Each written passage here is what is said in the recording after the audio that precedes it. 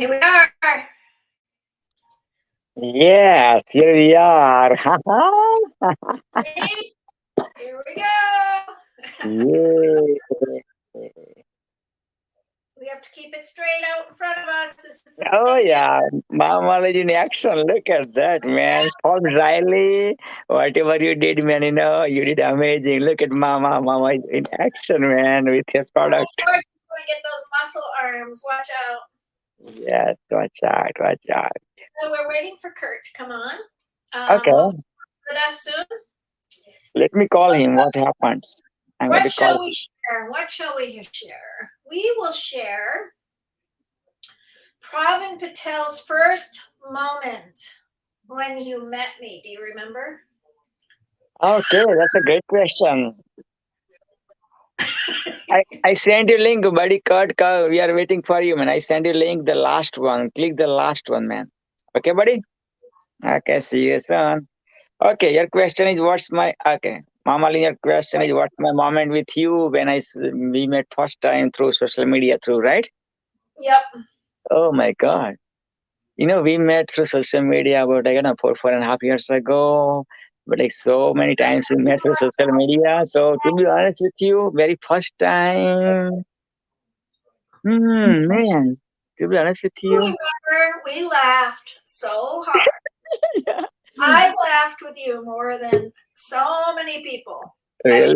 I just laughed and laughed, and we talked about so many things. Hello, Kurt. No, I'm sorry I'm late. I had trouble getting the new link because the other one said. Oh man, we have tons of link in one day, man. Ma. But finally got it. Awesome. It's just a tech issue. It's not. That's okay. Oh yeah. We just had a great session with Forbes Riley, and this is her spin gym. Oh yeah. Carry it with you. Oh yeah. Do you remember Jack LaLanne, Kurt? I knew Jack LaLanne. Yeah. So Forbes was on his show. She was on his show for years. Wow. And she just joined us. You got to watch that clip. It's amazing. I know, man. Yeah. Beautiful. Because he came to our school and he did straight arm push-ups. Nice. Laying on the ground with your arms outstretched and pushing your whole body off the ground. Yeah. Oh my gosh, that's so fun. Yeah. That's so fun. Well, we welcome you. This is Kurt's hour and a half. We love you and we're so grateful. And Dr. PPP, you want to introduce this beautiful Kurt? Yes, Mama, sure. Thank you so much for giving me this opportunity for introducing this amazing human being, man. The God human being. Amazing. Yes, for sure. The Peace Lab. Thank you. And I'm here. And you guys, I just want to give you a big shout out because Torch Peace happened because of you two. Yeah. And I just want to give you a shout out. And Fatima.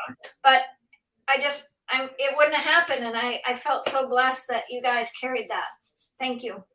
Thank God we could. He gave us the grace, otherwise we couldn't do anything. Absolutely. That's right. Yes. Yeah, my daughter broke her back, and these two men just kind of stepped up and said, "We got you." And that was history.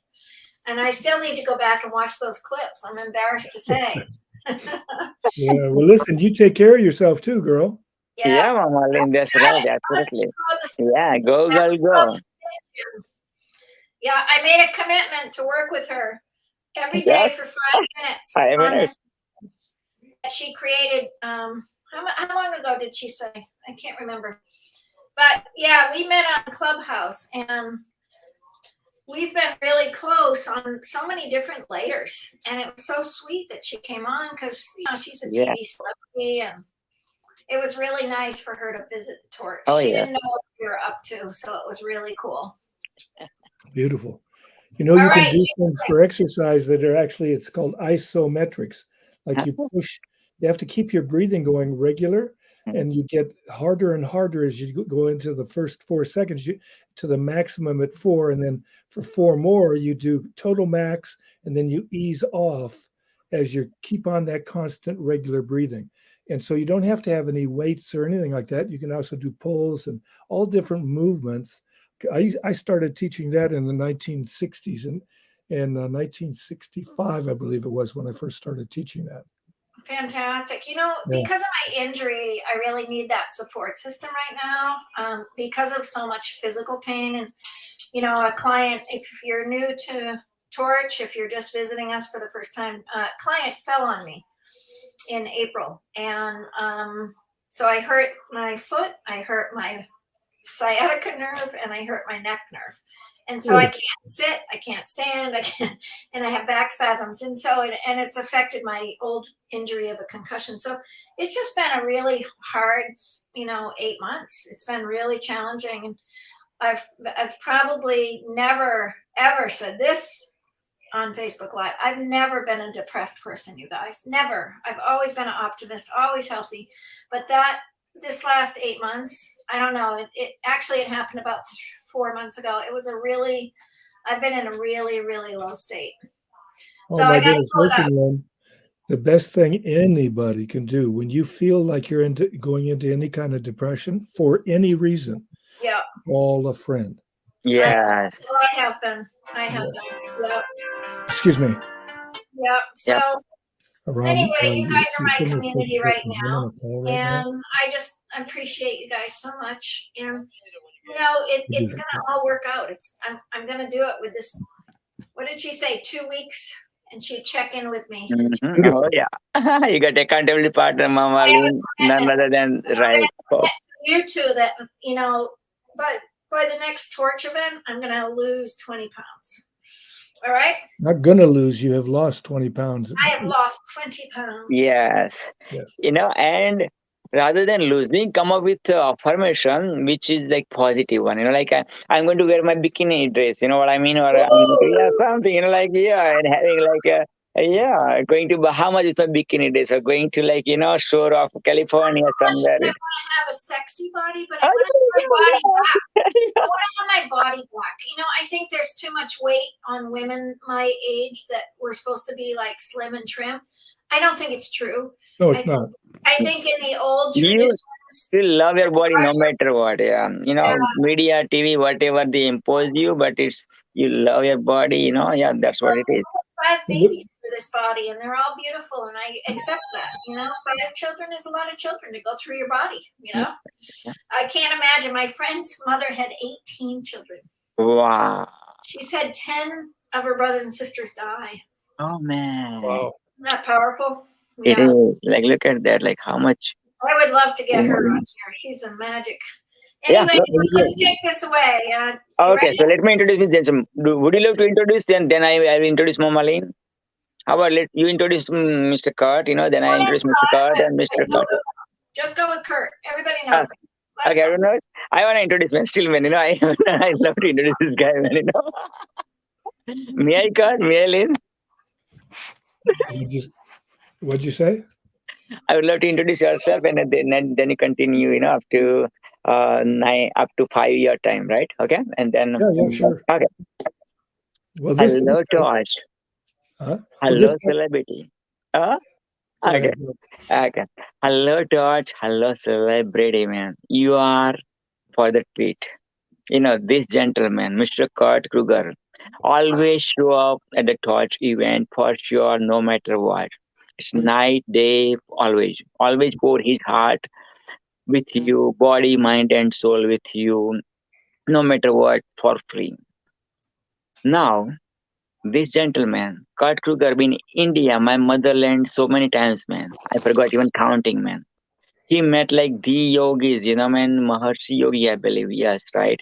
Been to, all kind of part of India, ruler, this spiritual, non-spiritual. Yes. In Mumbai too. Now talking about Mumbai, Bollywood, man.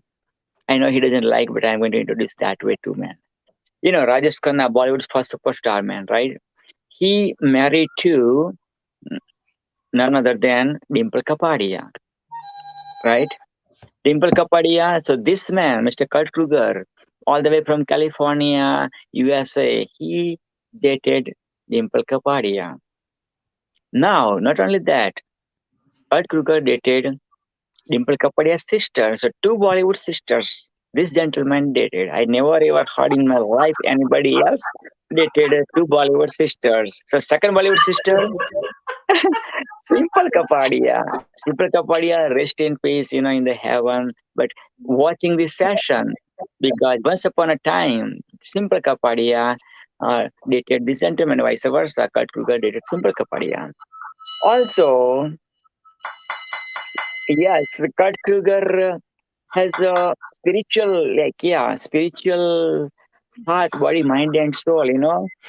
So I learn a lot, especially when Kurt will teach this exercise. Have your hands like the tree, and then you say, "Am I going to mess it up, or Peace in everything. peace in?" Okay, peace Everything with peace. Okay, peace in Peace everything. in everything. Everything with peace. Peace in everything. Everything Everything with with peace. peace. As we do it, we even feel our heart come to meet our hands, and to be able to touch the heart, or the heart touching your hands. As you go, peace in everything, everything with peace. Because when you have peace in everything, you can give Everything with peace. everything with peace. Every word, everything that you begin to utter, you get to be able to experience more and more peace in everything. Everything with peace. Yes. Beautiful, beautiful. And then I got inspired from his quotation, peace in everything, everything with peace. And I came up with celebrity in everything, everything with celebrity. Celebrity in everything, everything with celebrity. Celebrity in everything, everything's in celebrity. And guys, why are you seeing this South Africa flag, behind Kurt Kruger? Because love of Kurt Kruger's life, Mrs. Kruger is from South Africa. So without further ado, help me welcome at this beautiful Torch Tech 2021 stage one more time. Yes, and today also Kurt been here already, and again one more time, none other than the world has ever created.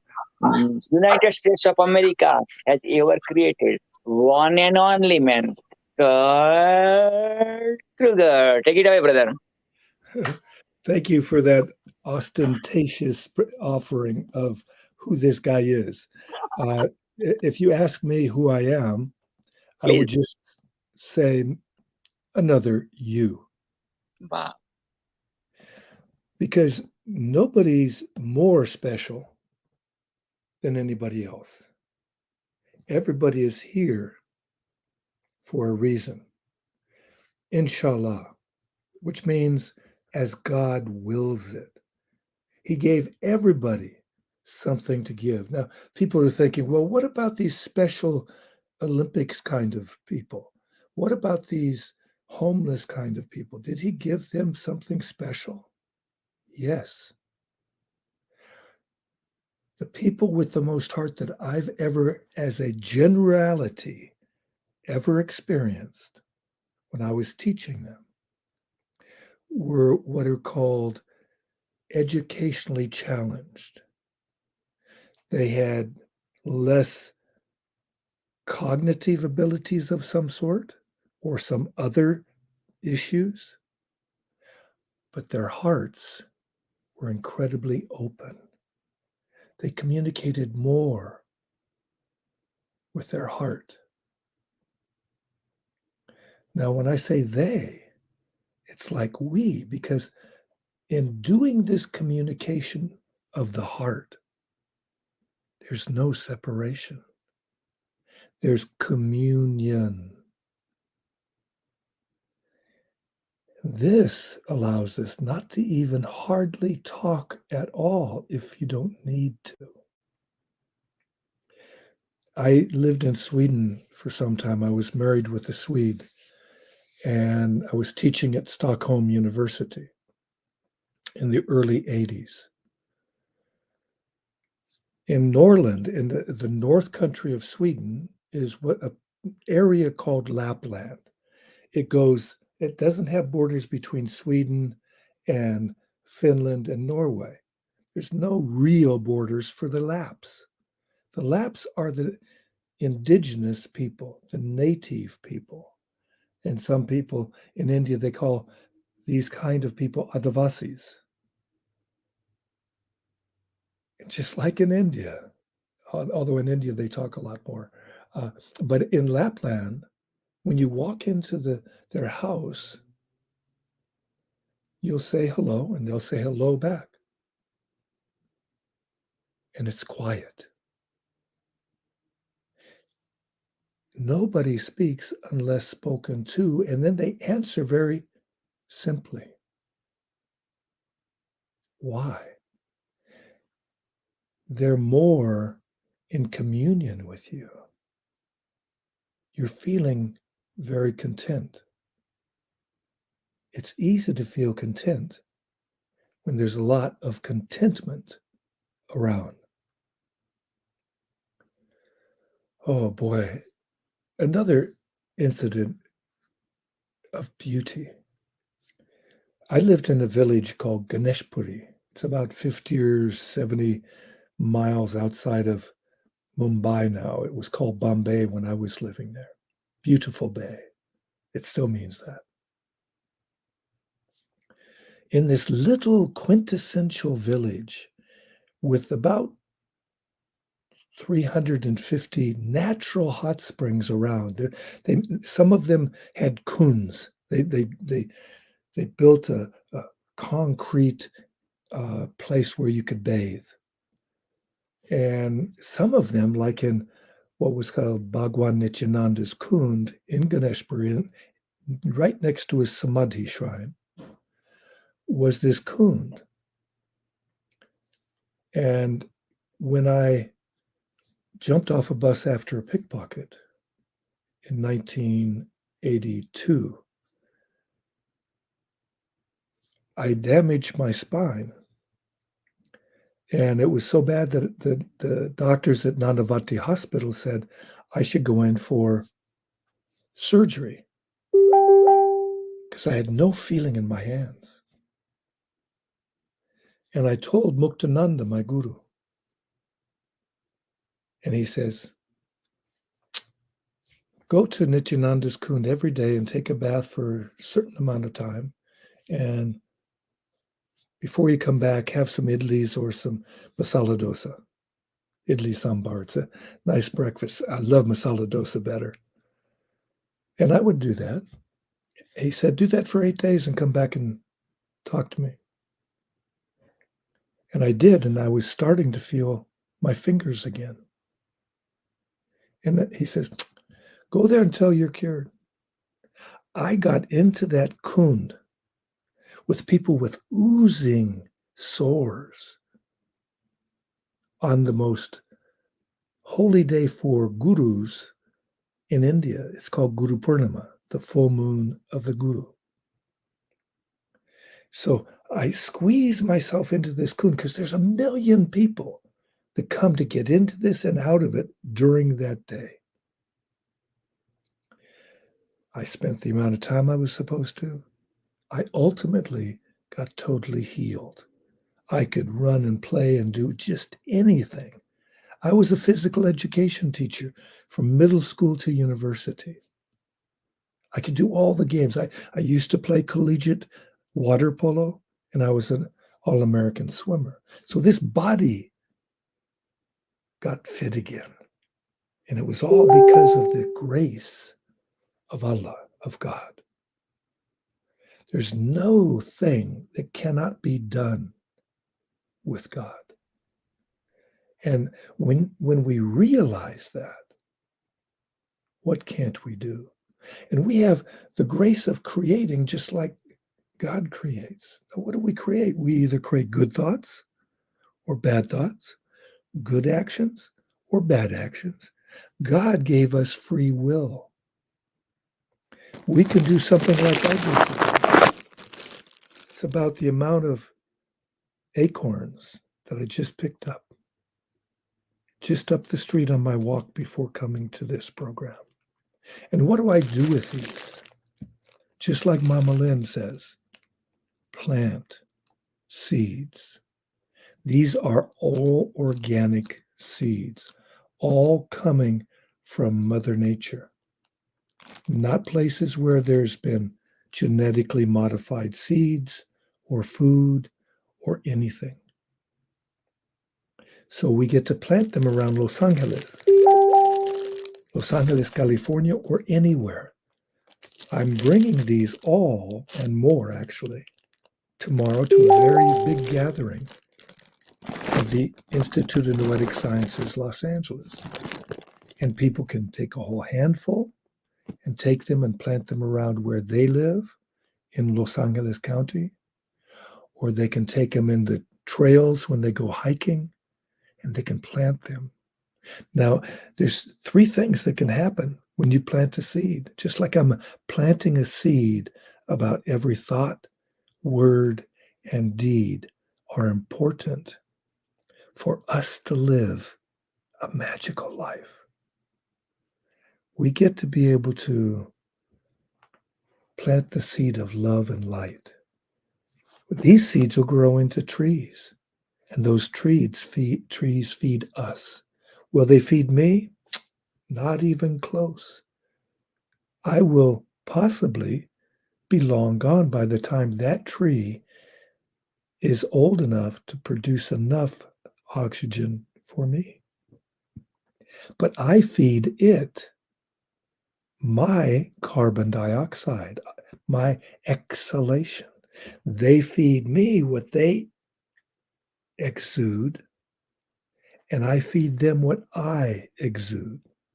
And when I walk by, I can say, blessings, blessings of light and love, blessings of health and wealth. What is the wealth for an animal? It's having a good place to live. It's having good buddies.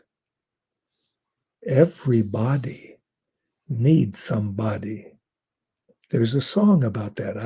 I'm not the singer, so you're lucky. But we get to be able to take refuge in others. The last thing that Muktananda told everybody in America before he left for the last time, he gave 7 major ways to approach life. And one stuck so big in my mind, it just rooted. It was Satsang Sharanam Gacchami. Always keep the company of the seekers of truth. That's why for me, as a Muslim, I'm a Sufi. This Kurt, and it's only in a way, the small I that's talking, but the big I is what I'm talking about. This little I is seeking to be able to be a full resonance and vibration and gift of Allah. What gift do I have? Right now, the gift that I've had much of my life is to share that wisdom. And if I get out of line, I have a satsang. I have a company of the seekers of truth, you and others. Thank God I have people all over the world that I can speak with, and they can call me on, oh, your ego is popping. I had a dear friend that just said that the other day to me. What a gift. He said, sometimes you're so, you're always right. I'm pontificating is what another good word. And if you don't know that word, look it up, pontificating. But when this Kurt is being in that presence, not hardly anything needs to be expressed. The only reason that there's expression when we're in that space is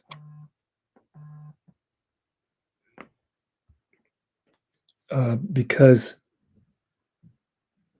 people want to have something. We're not used to silence. We wish we were. How about having some silence now? Be still right now.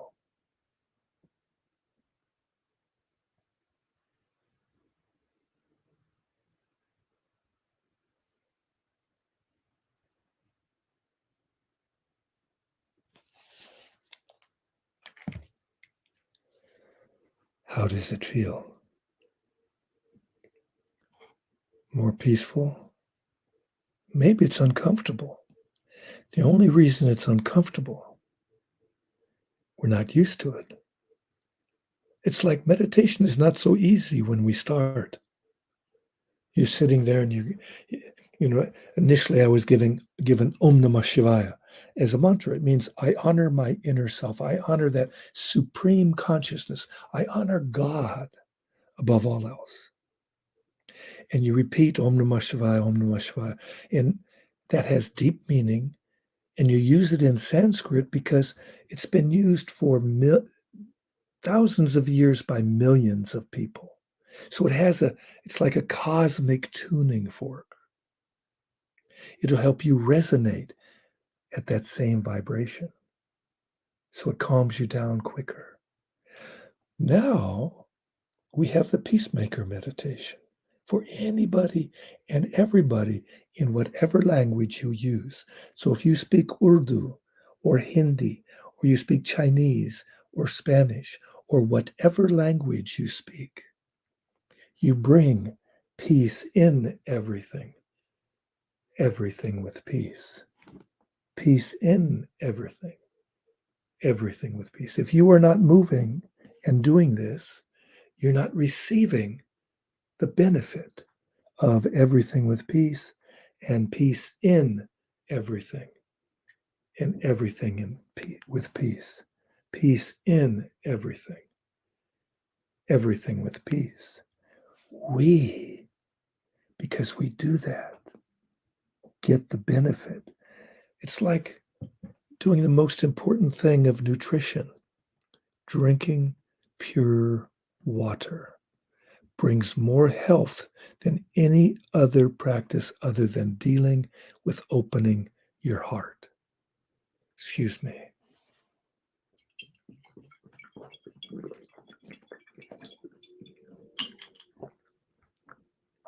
You see, each of us is a beautiful expression. A beautiful expression for what we're here for. You notice Praveen, or Pravin, it depends on how you want to pronounce his name. It doesn't matter. It's the same guy. He is so out there. He has no compunction. He can climb mountains. He can do this and that. He does all kinds of things. And he's very vociferous sometimes. He speaks loudly and clearly about things because he's got such a great heart. But that's how he expresses himself. Mama Lynn is somebody different. She expresses herself differently. Each of us resonates more with one kind than another. And that's the beauty of God's creation. Is this, we have in a way, we can align ourselves. We can bring ourselves together with more and more people as we are more and more peaceful, as we are more and more accepting. Why? One of the world scriptures says that be still and know that I am God. It also says, ask and ye shall receive. Seek and ye shall find. So when we seek the truth, we can get the truth. If we don't seek it, what do we get? Much ado about nothing. It may be nothing. Or it may be something. It may be magic that you get. It depends on what you seek. So when you want dinner, you fix it. As you fix it, When we fix it, when I was living in the ashram or anywhere else, you're fixing food that was given by God to nourish God. When we repeat peace in everything, everything with peace, or Om Namah Shivaya, or whatever mantra like Nam Myoho Renge Kyo, or whatever, and you were maybe just sending love into it like the grandmother. The food of grandmother is so much better. Why? Because they know that they're feeding the family of God. And they allow that essential nourishment to come into the food. We don't see these vibrations. We may have heard about them, but what happened? There's science. There's a man named David Bohm. He's got a wonderful documentary called Infinite Potential. Imagine infinite potential.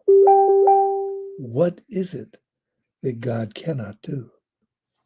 What? Well, the picture in Winning Ways for Living, this book that was produced in 2016 by Kurt, in 3 weeks got to be a bestseller. 2 of the 4 books were bestsellers. Winning Ways for Living gives you all kinds of different practices to get into this consciousness, this calmer, more peaceful being. Breathing comes so much easier. You don't have to think about it, but when you do, you can bring in peace in everything, everything with peace. And it can be just this, peace in everything, everything with peace. You don't have to move your body, peace in everything, everything with peace.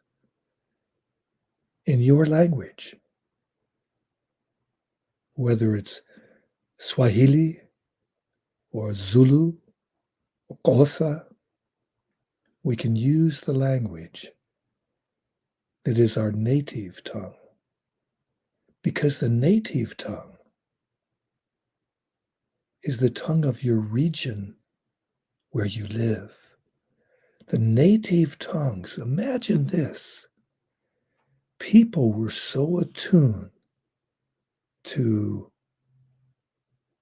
the place where they lived that the language grew from all the God that was around them. The God in the trees, the God in the plants, the God in the animals. And they were able to communicate. And the language was different in every part of the world. And languages like species on our planet are disappearing, sadly. Why? We think everybody's got to use English. It's the international language. Well, it is. We can have an international language. That's fine. Communicate easily with anybody, anywhere, anytime. Keep your language. I got associated and got to be able to communicate with some shamans, some medicine men from the high Andes Mountains in the area near Peru and Chile area, where the Incas lived and other tribes. This tribe, these people, for 500 years had never been changed. 2 years ago, they finally built a road to this place. 2 years. These shamans, these people who speak the language of nature, of their community, have great wisdom. And when they share it, You feel it even though you're thousands of miles away. Why? Because those vibrations are not stopped by buildings or the planet. They're all vibrating to be tuned into. Just like you listening to me.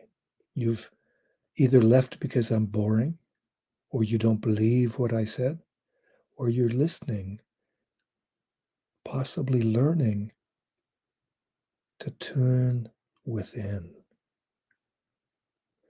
to seek first the kingdom.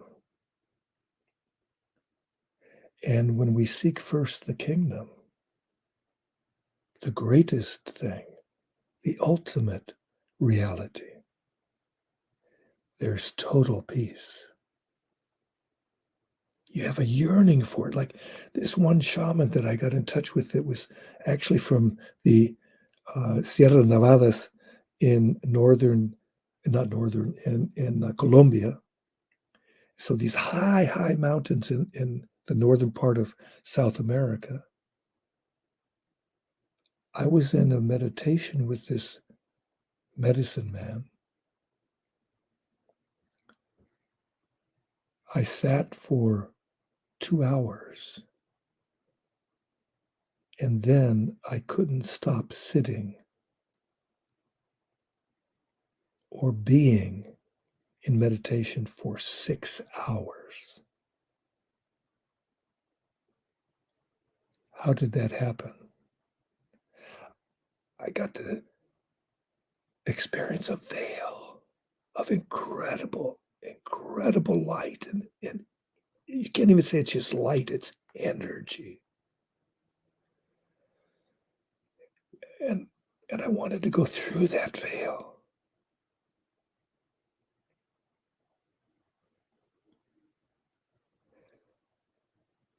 There was this beautiful experience. It was like so profound.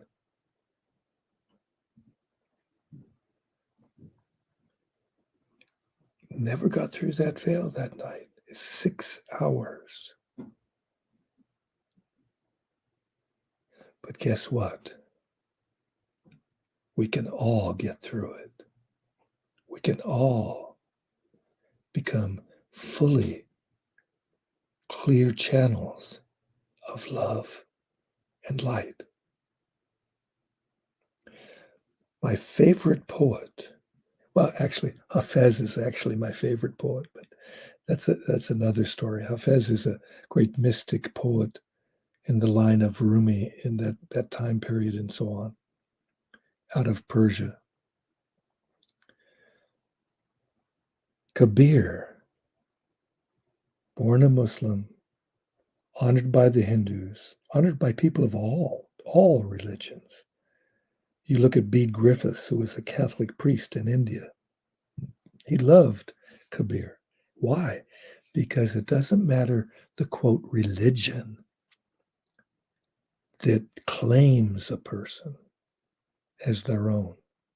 What matters is the truth that somebody speaks. That's why I've been working so much. And it's not working because that connotates effort.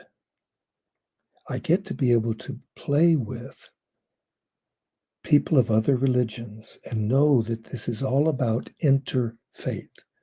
We don't have to leave our own religion to understand and believe that God is in everywhere, in all the religions. We get to be able to experience it. One of the great mystics of India at the turn of the century, last century, not this century, was a man named Ramakrishna Paramahansa. He was out of a place near Calcutta. Now Calcutta is so big, it encompasses where he lived. He practiced devotion to the Mother, Divine Mother, and he got enlightened. And then he went through a practice. He was guided to go through a practice of each of the religions. What would allow enlightenment to happen in the Christian religion, in the Muslim religion, in the Buddhist religion, and so on. And the experience was just similar to what people express about it in those religions. There's a great book called The Gospel of Sri Ramakrishna. And it was, I forget who the author was, I think it was called M. But I read that in the 1970s. And it so affected me. Why? Because we get to turn on to books that turn us around. There's a woman in India named Mahima Anand. Mahima Anand is a producer of films in India, documentaries and things like that. She now has a podcast that's starting up again for the next year, starts up in January. It's called Shifting Tides. Shifting Tides has people on that express what was the one turning point in your life? What turned you around? That got you to be who you are now. And it's beautiful because each of the stories are different. Just like each flower, like you, are different. And again, I'm just another you. And you're just another you. So where are we? We are more present here now. We don't have to think about anything in the future. For this person, Kurt gets to be able to speak and bring up the points that are pulled forth from the people who are listening. I don't know anybody that doesn't want love and peace for everybody, especially for their family.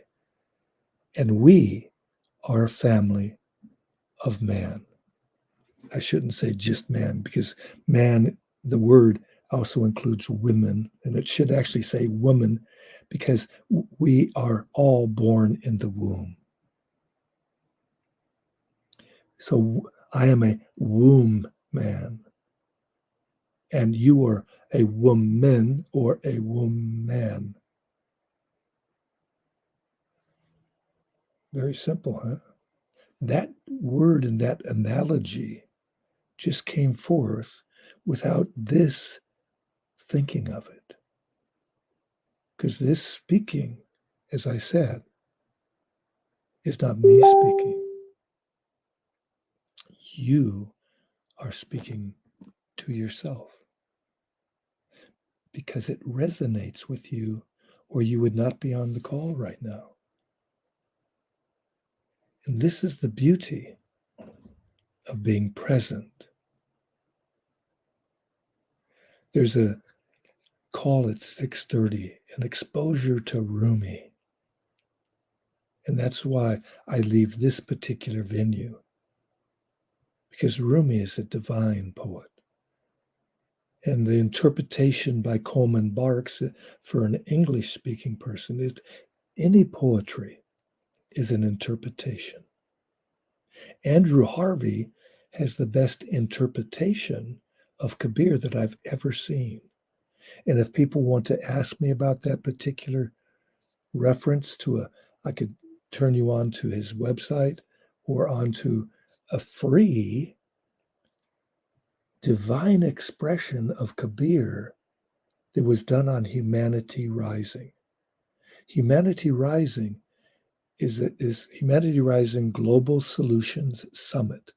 It's a program, it's the longest lasting podcast of its kind that has only uplifting, positive things that people all over the planet are doing.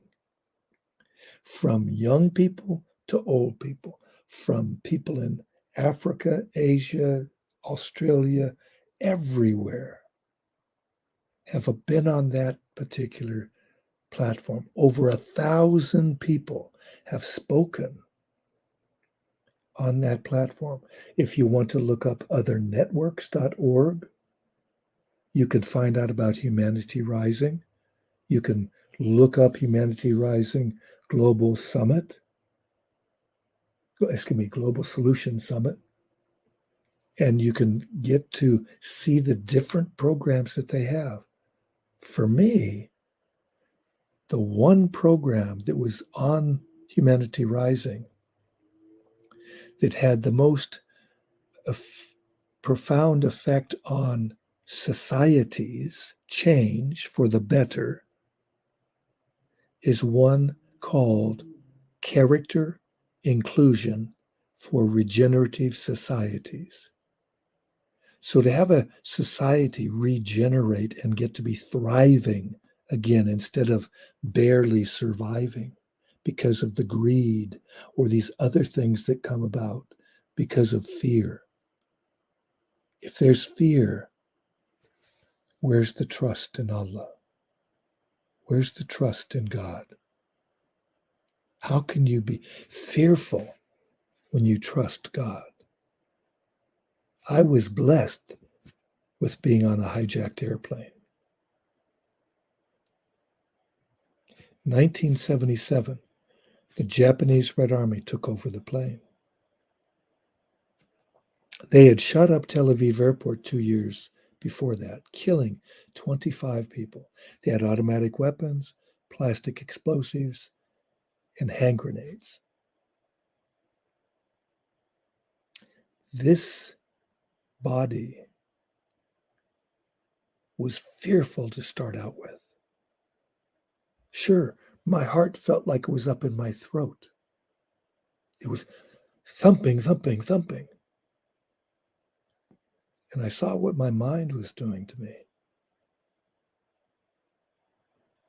It was not good. And thank God I had had 3 solid years of being in the presence of a master, of a person who's resonating the truth and love of God, the presence of God.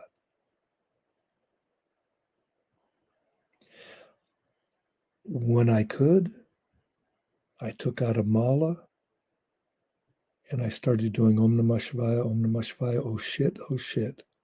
It was not working. When I could, I took out some blessed water.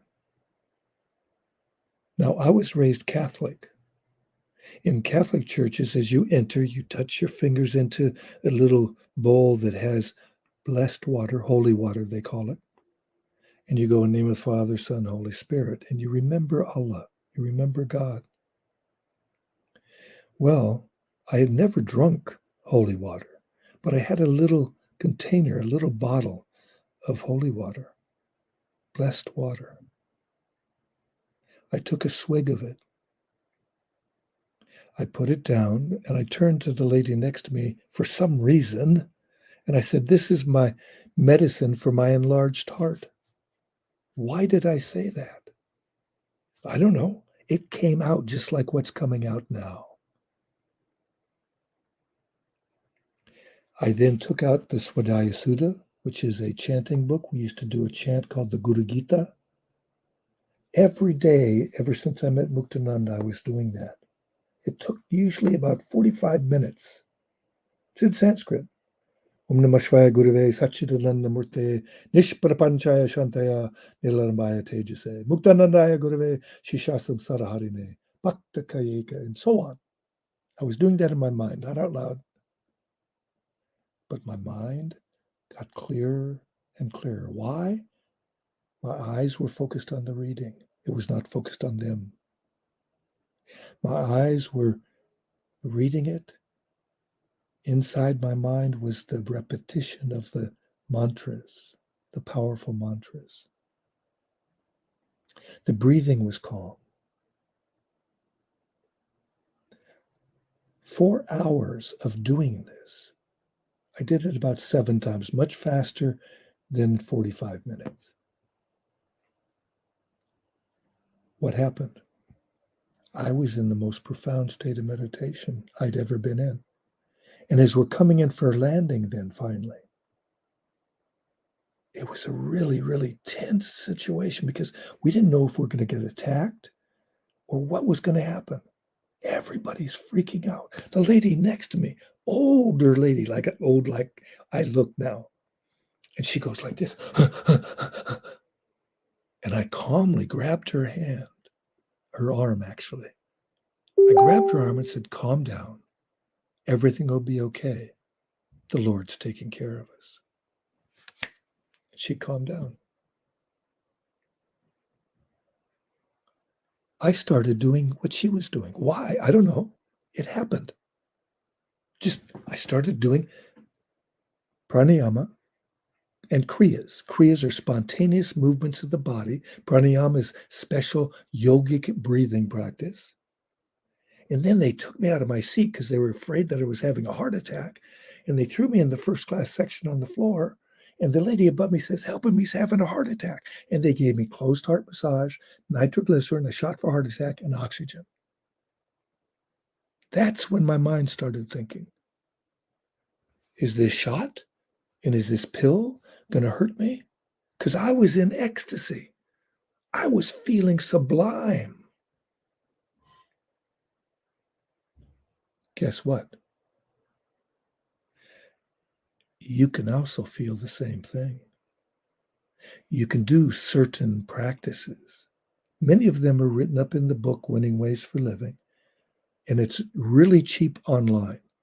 When you do it on digital, I kept it only like $5 for the whole book, for the big one. The little ones, the volume 1, 2, and 3,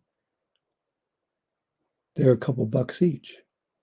But the big one that includes all of those and more is only $5.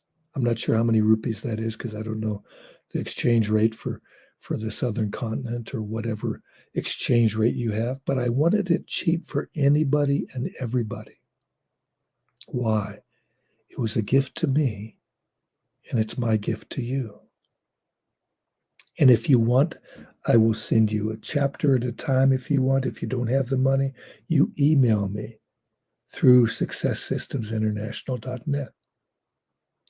No one should ever be deprived of the truth, love, and wisdom. Now, I can make $500 an hour as a consultant, and I can make easily more because that was $500 in 1978, I believe it was. And that was a lot of money in those days. So anybody wants me to consult with their company, I do that also. I'm consulting with the Sdg Academy every Sunday. The Sdg Academy at about 8 o'clock at night in Pakistan has an SDG that they work on to expose how to be able to solve and work with the Sustainable Development Goal of the United Nations. And I'm an expert basically in bringing them forth, how they can come about. Imagine peace in everything, everything with peace. And all these billions of people who want peace and harmony and food and justice. When all of the people get together and decide to be able to have peace, love, and harmony, we will have it. It is not governments that will give it. I guarantee you that. Until governments have been so inundated with the love and light of these teachings. It's like there was a very famous person in India. His name was Ashoka. Ashoka was a Maharaj. He was a great king. He conquered other kings. He conquered all this land, and he sees this incredible carnage in one of the battles of conquering another country. He sees all these elephants dead. He sees all these people dead. He sees all these. It was horrible. And he had learned a little bit about Buddhism. And he thought, I'm going to be peaceful. We're going to change our kingdom.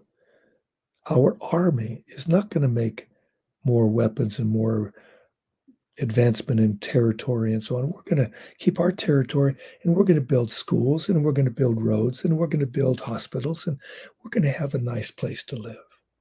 Imagine taking half of the American defense budget and spend it on the Peace Lab's initiatives.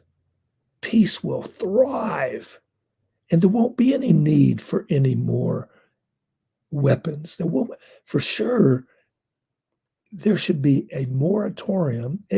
Every single country should get rid of their nuclear weapons. Why? Because already there's been a code red alert. It happened to happen in Russia. There was a false alarm, but it was a false alarm, but they didn't know it was a false alarm. But one of the three people that had charge to say, push that button, one of the three said, no, we're not pushing it. And if any one of those three said no, they didn't push it. That was what their deal was with these special commandants. Thank God, thank Allah, that one man was there, not some other man who might have, we're still around because of it. So why would we have something that will destroy us and much of the life on the planet? Why would we ever think of doing that? Is that insanity?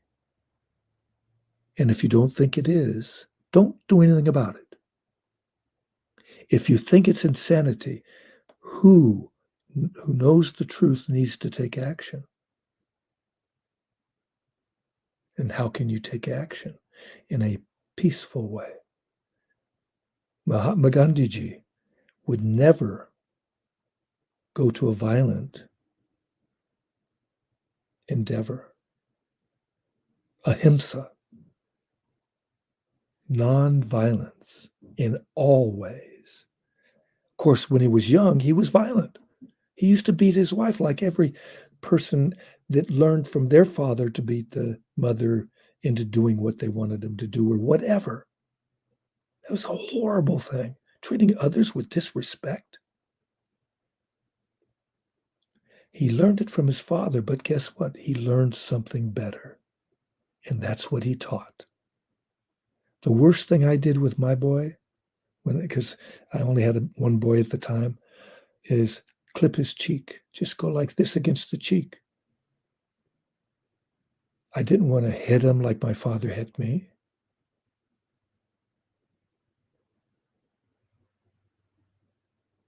And then I approached him one time to do that. I had my finger ready, and I saw this fear. And I thought, I cannot do this to my boy, my child. Not my child, it's our child.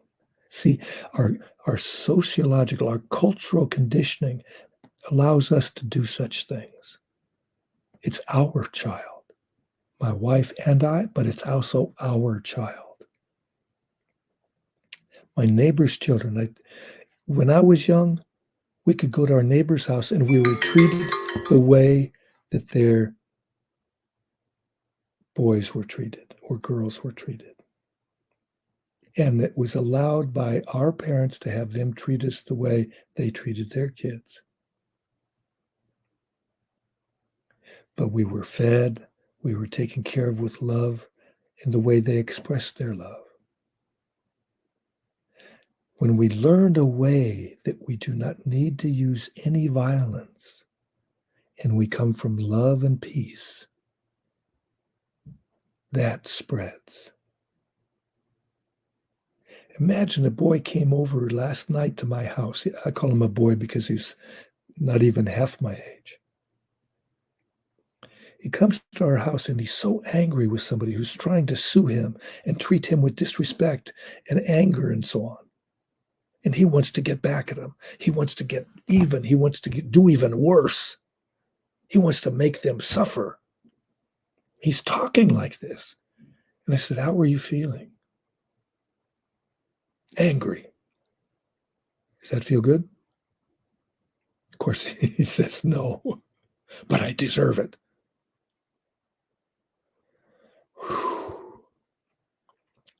By the time he left, he wasn't like that. Could he have learned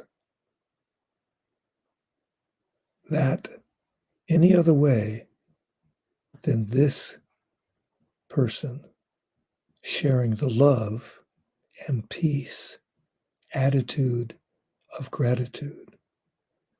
He gets to be able to serve her with love so she can learn it. She needs it. It's like the person cuts you off on the road and you want to yell at them because they cut you off. And you show them their IQ or whatever it might be. How are you feeling? Instead, bless them. Say blessings. Yell it if you need to, instead of say blessing, very peaceful, because you're not. But say blessings. And that can stop you into thinking, I need to tune down. I need to bring my breathing back to normal. And you use the breath to calm down. And you can use peace in everything, everything with peace. Or if you're driving still, peace in everything, everything with peace, that kind of thing. Start to control the words we use. And as we use the words we really mean, the words we would like to hear, we learn to give love and light. So that's been a little bit of time. And I don't have any way to be able to interact with everybody, to be able to see any chats or whatever. But to be able to be here, present with each other, what happens? What happens? We feel refreshed. The refreshness, it brings freshness to life. And this is what we do when we plant seeds. On this walk, besides picking up all of these oak trees in seed form, I planted a number of them. Just a number of them. And I'll forget where I planted them, just like the squirrels, if they dig into the soil and find it before it grows, will get to be eating it. Or if they find it on top of the land and they go bury it someplace and they forget, it grows into a tree. Or it feeds the soil if it doesn't grow. So nothing is lost in this simple act of giving. Giving something that we can easily give. You can buy heirloom seeds at a special market, especially online on the Torch website. And they're heirloom seeds. They've been around for thousands of years. Now, I just really noticed that I didn't shave today. And so I'm a little scruffy. And usually I like to look a certain way. But, I wear the same clothes, let's say 5 different kinds. I have 2 shirts that I normally wear every day. We switch them every day type of thing. But the thing is, I don't need to wash it so much because I just wash one thing at a time. You don't need much. And here I am using you. We don't need much. Because when we use inclusive words, it includes me. But how so? You. Because as you change, I change too. I can change to see how you've incredibly developed in the short time that we've known each other and how you feel. I can't see how you look on this platform. In Humanity Rising Global Solution Summit, you can see it. You can participate in the chat, and the panelists can participate with you in the chat. And after the program, there's a group that got together, and it's called the chat group, after chat group. People who are chatting, they can come to this other program on a different platform, and you can chat with people about what was presented, whether it's about donut economics, whether it's about the B corporations, like benefit corporations that are spreading around the world, Cali, Colombia, Amsterdam, Holland, Copenhagen, Denmark. Those three main cities have all dedicated to being A B corporations, like benefit corporations that are spreading around the world. I got to hear myself talk, huh? Wow. Not often. Actually, who listens? It doesn't matter, just so somebody is. And I get to see that the celebrity guru is even listening. And that's an honor to have him. And Lynn, my goodness, she's so magical. Now, would you please all share some love and prayers for Lynn and her family?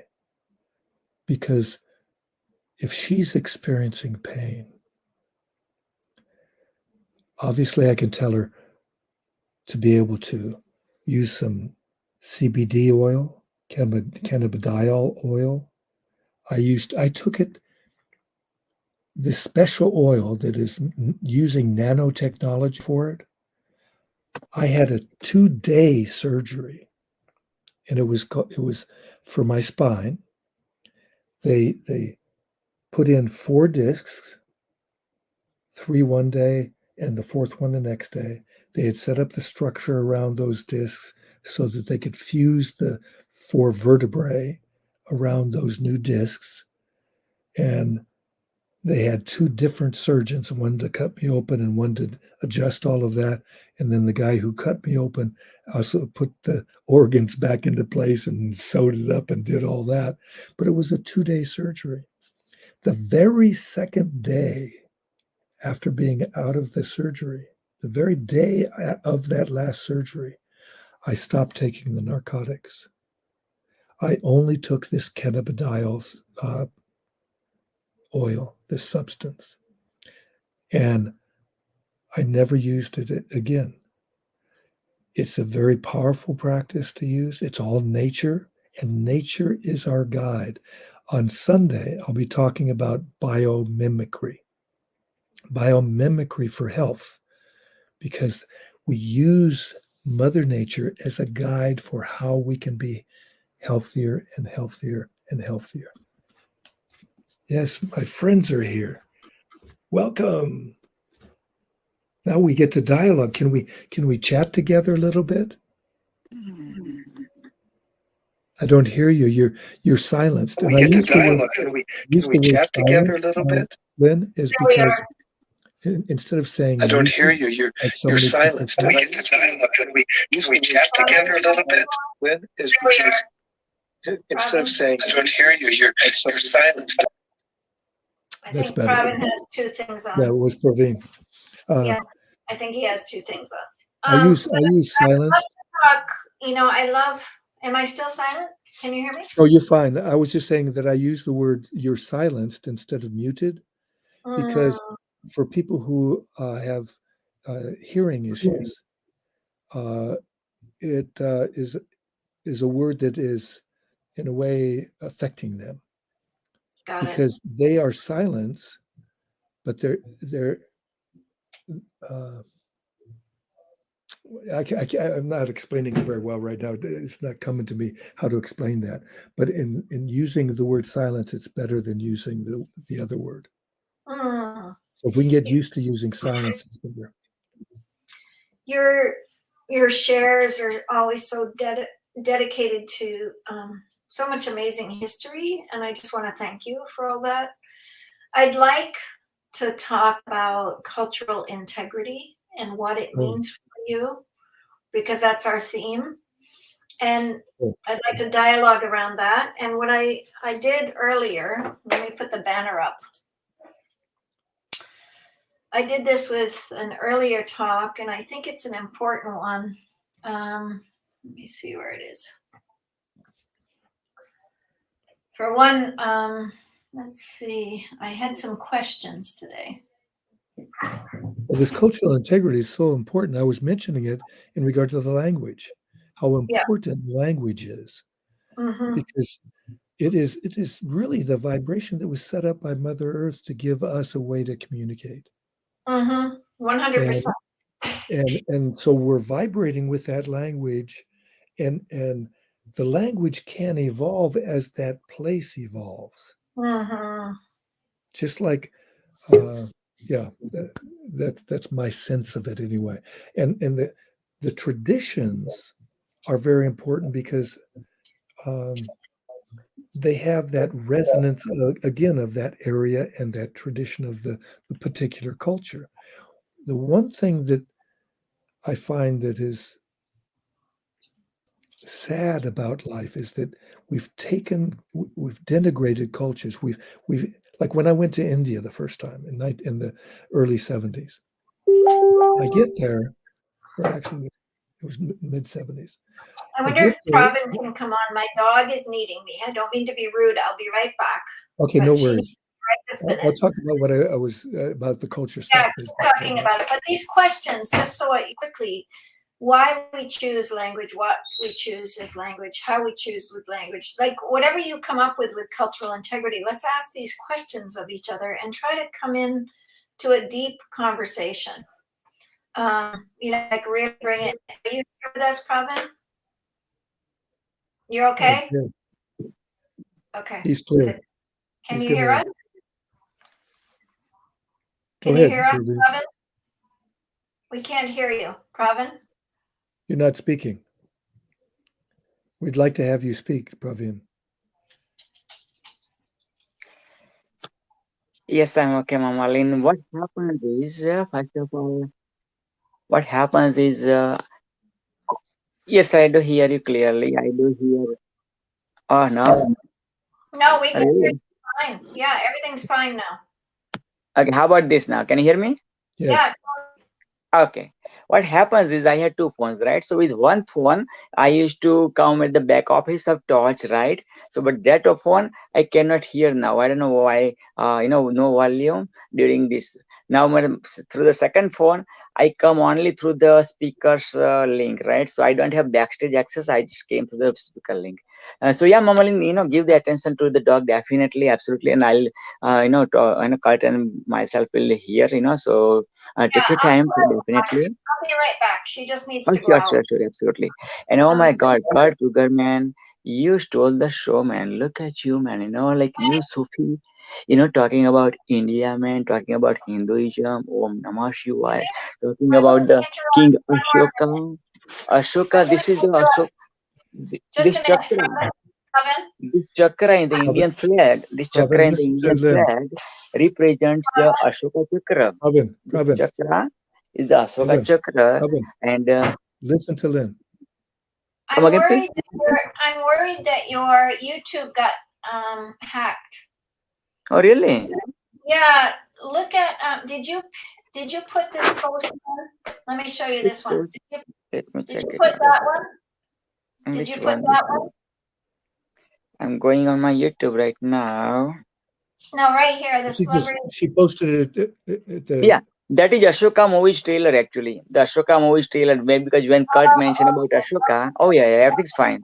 Sorry. Okay. Oh yeah, that's okay. Yeah. But thank you for your concern, Mamalin. Really appreciate that. Mamalin gives attention to dog, and come back as soon as possible. But appreciate. This is what it is. See, Torch is all about giving.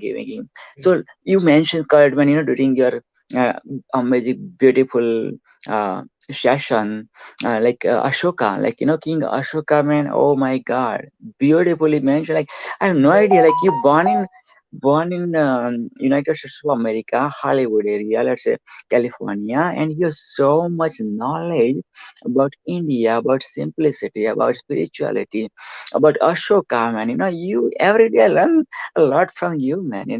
Like yeah. Well, the Yeah, and now interesting let's way Mamali answer. I get, But before I answer, like, yeah, I couldn't resist but say something about Ashoka. Like King Ashoka, man, he was the warrior, man. He when he go for the battlefield, man, he always wins, man, always wins. And then one day he went after the winning the battle to see, like, his victory. So what happened in the battleground? What he see after the victory, man? Some soldiers hand is gone. Some soldier is about to die. Some soldiers like asking for the water. Some soldiers like bleeded all over. But still like a warrior, like waiting to God to take him to the heaven. Some soldiers like okay, what not. That's what he saw. In the battleground. And when he saw this one, man, he started to soul search, man. What did I do during my lifetime, man? That's what I did, man. Like millions of people I killed. Just I was enjoying the victory, but like I have no idea what's happening. And then he got the soul search, man. And then Buddhism, he became Buddhist, right? Not only that, became the Buddhist. His kids became also Buddhist, right? And you have seen like those ancient architectural people. They have found like Ashoka stup. A stup mana like is in the in the Hollow. in the let's say in the pole, like pole made up of marbles, or that kind of made up of mountains stuff, and there is like Ashoka's stupa, because Yeah. like X years ago, like X centuries ago, he did that work, about Buddhism. Like this is what it is, like this is what it is. So my question to you is, whoever is watching this one, whoever is watch beautiful session by our Kurt Kruger, man, my question to you is, are you doing soul search? Do you know what's your mission? Do you know what's your passion? Do you know what's your purpose? Do you know what's your vision? Do you know what's your calling? Why are you on this planet Earth? Ask those questions, right? And and in now, the country, and in the yes, country and place that we are, and all the things that are happening wherever we are, because I would not like to be in Myanmar right now. I would not like to be in a lot of places right now. I happen to be here. I happen to be in this particular place. You happen to be, instead of in India, you're in Canada. Uh, so wherever we are, we could use the beauty of the particular culture and enhance it with the beauty of the cultures that we've come from, because that's the beauty of experiencing. Like when I read many of the Puranas and the instead, I didn't just read the Gita. I read the Mahabharata oh, wow. as well as the Ramayana and so on. When we read the texts of the wisdom of countries, because you can learn stuff, and stuff you have in your phone. You can find out anything you want in your phone. Yes, Okay, I've got the best kind of library in the world, exactly. and I don't have to leave my house. Hmm. I can see things that are horrible. I could see porn if I'm, or I can see things that denigrate people, that hurt people, or I can see things that uplift people. It's my choice. Yes. And that's what Mama Lynn put down about cultural integrity. Why do we choose things? Oftentimes it's because of our culture. I'll give you an example. Sure. Some people have learned that to be able to be a father, you have to discipline your children by doing this, or by, I don't have something like that here near me, but like a belt. I have suspenders on now, but a belt or a paddle. People have used paddles, people have used belts, people have used rulers to hurt others. Some people have used frying pans.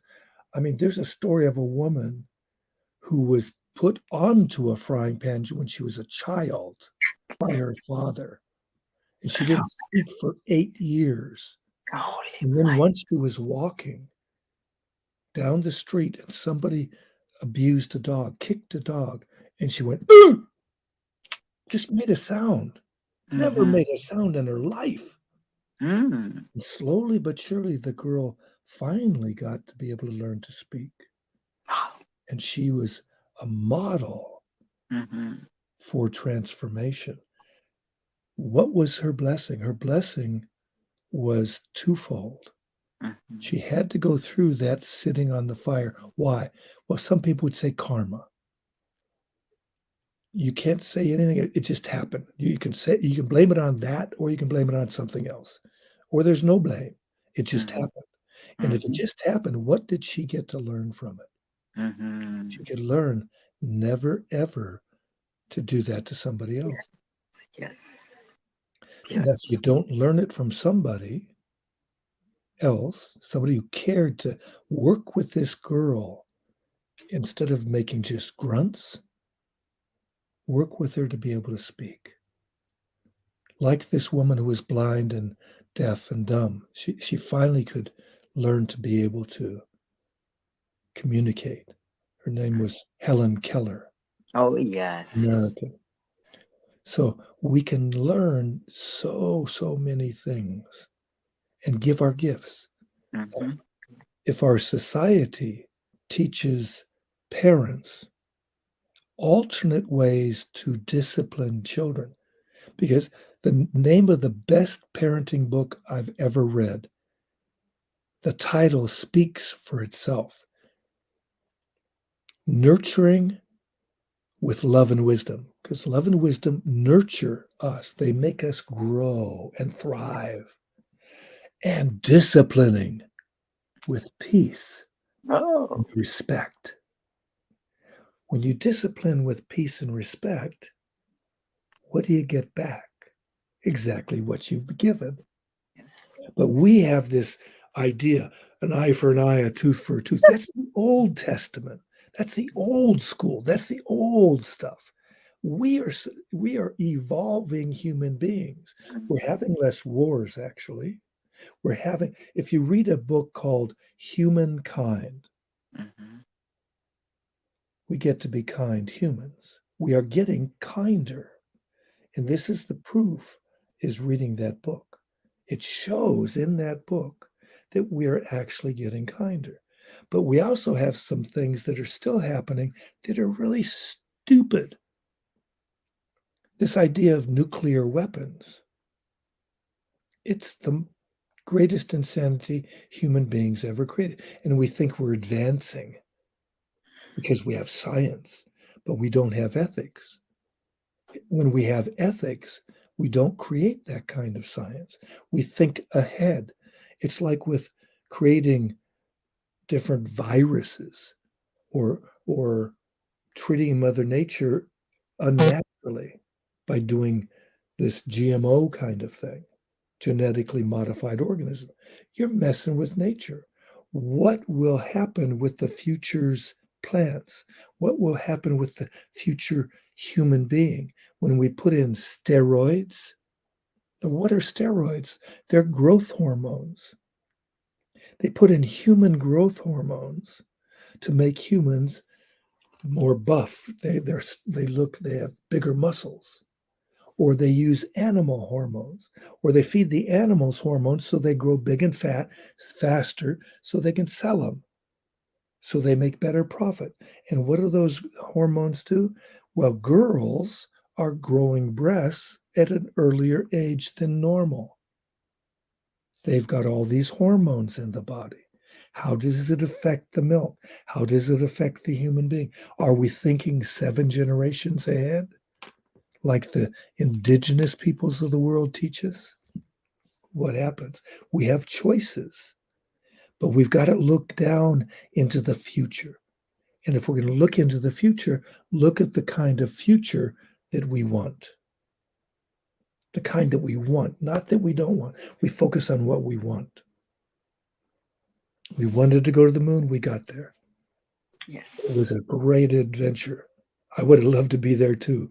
But you've been there. You've been there. I've been there. Like, yes, physically we have not been there, but like, yeah, mentally, psychologically, emotionally, man. You are the moon, man. Forget about going to the moon, man. You are the moon, man. Come on, man. Like, yeah, you are the universe, man. Because again, like, see that point of view, man. You are the universe. You are the moon. You are the sun. Whatever you wanna go, wherever you wanna go, man. You are that already, man. Yeah, the thing that gets to change people out of this lockdown kind of thing. This has been a vision of mine for like 30 years at least. Oh, yeah. It's grown over those 30 years. Mm-hmm. Imagine that the COVID is stopped and there's no more pandemic and we can come together again. And we go to a place like in Bombay, there's a place called the Racetrack. It's a huge area. It has all kinds of place for, I don't know if there's still parking available or what, but, there's area where people could not only be in the racetrack, but also outside of it. And imagine there's a concert going on 6 hours a day on rap music, or 6 hours on Bollywood music, or 6 hours on classical music of ragas and so on. Or you have all the different forms of music that people love in the city being performed for 6 hours. Well, outside of the racetrack area where it's all the performances, people would sort of hear it still, but they're out there and there's booths with all kinds of ethnic food. So you get to have food from China, from Australia, from all these different countries, and you get to share food with different people, from Adivasis to untouchables to rich and famous or whatever. And you get to talk with them. And you find out, hey, these Adivasis are cool. They have great love for their family too, just like I do. And then we don't have this discrimination. We break down the sociological barriers and we find each other as one. We find each other as one humanity. And we also have quality speakers in the venue when they're changing sets of different groups for the music.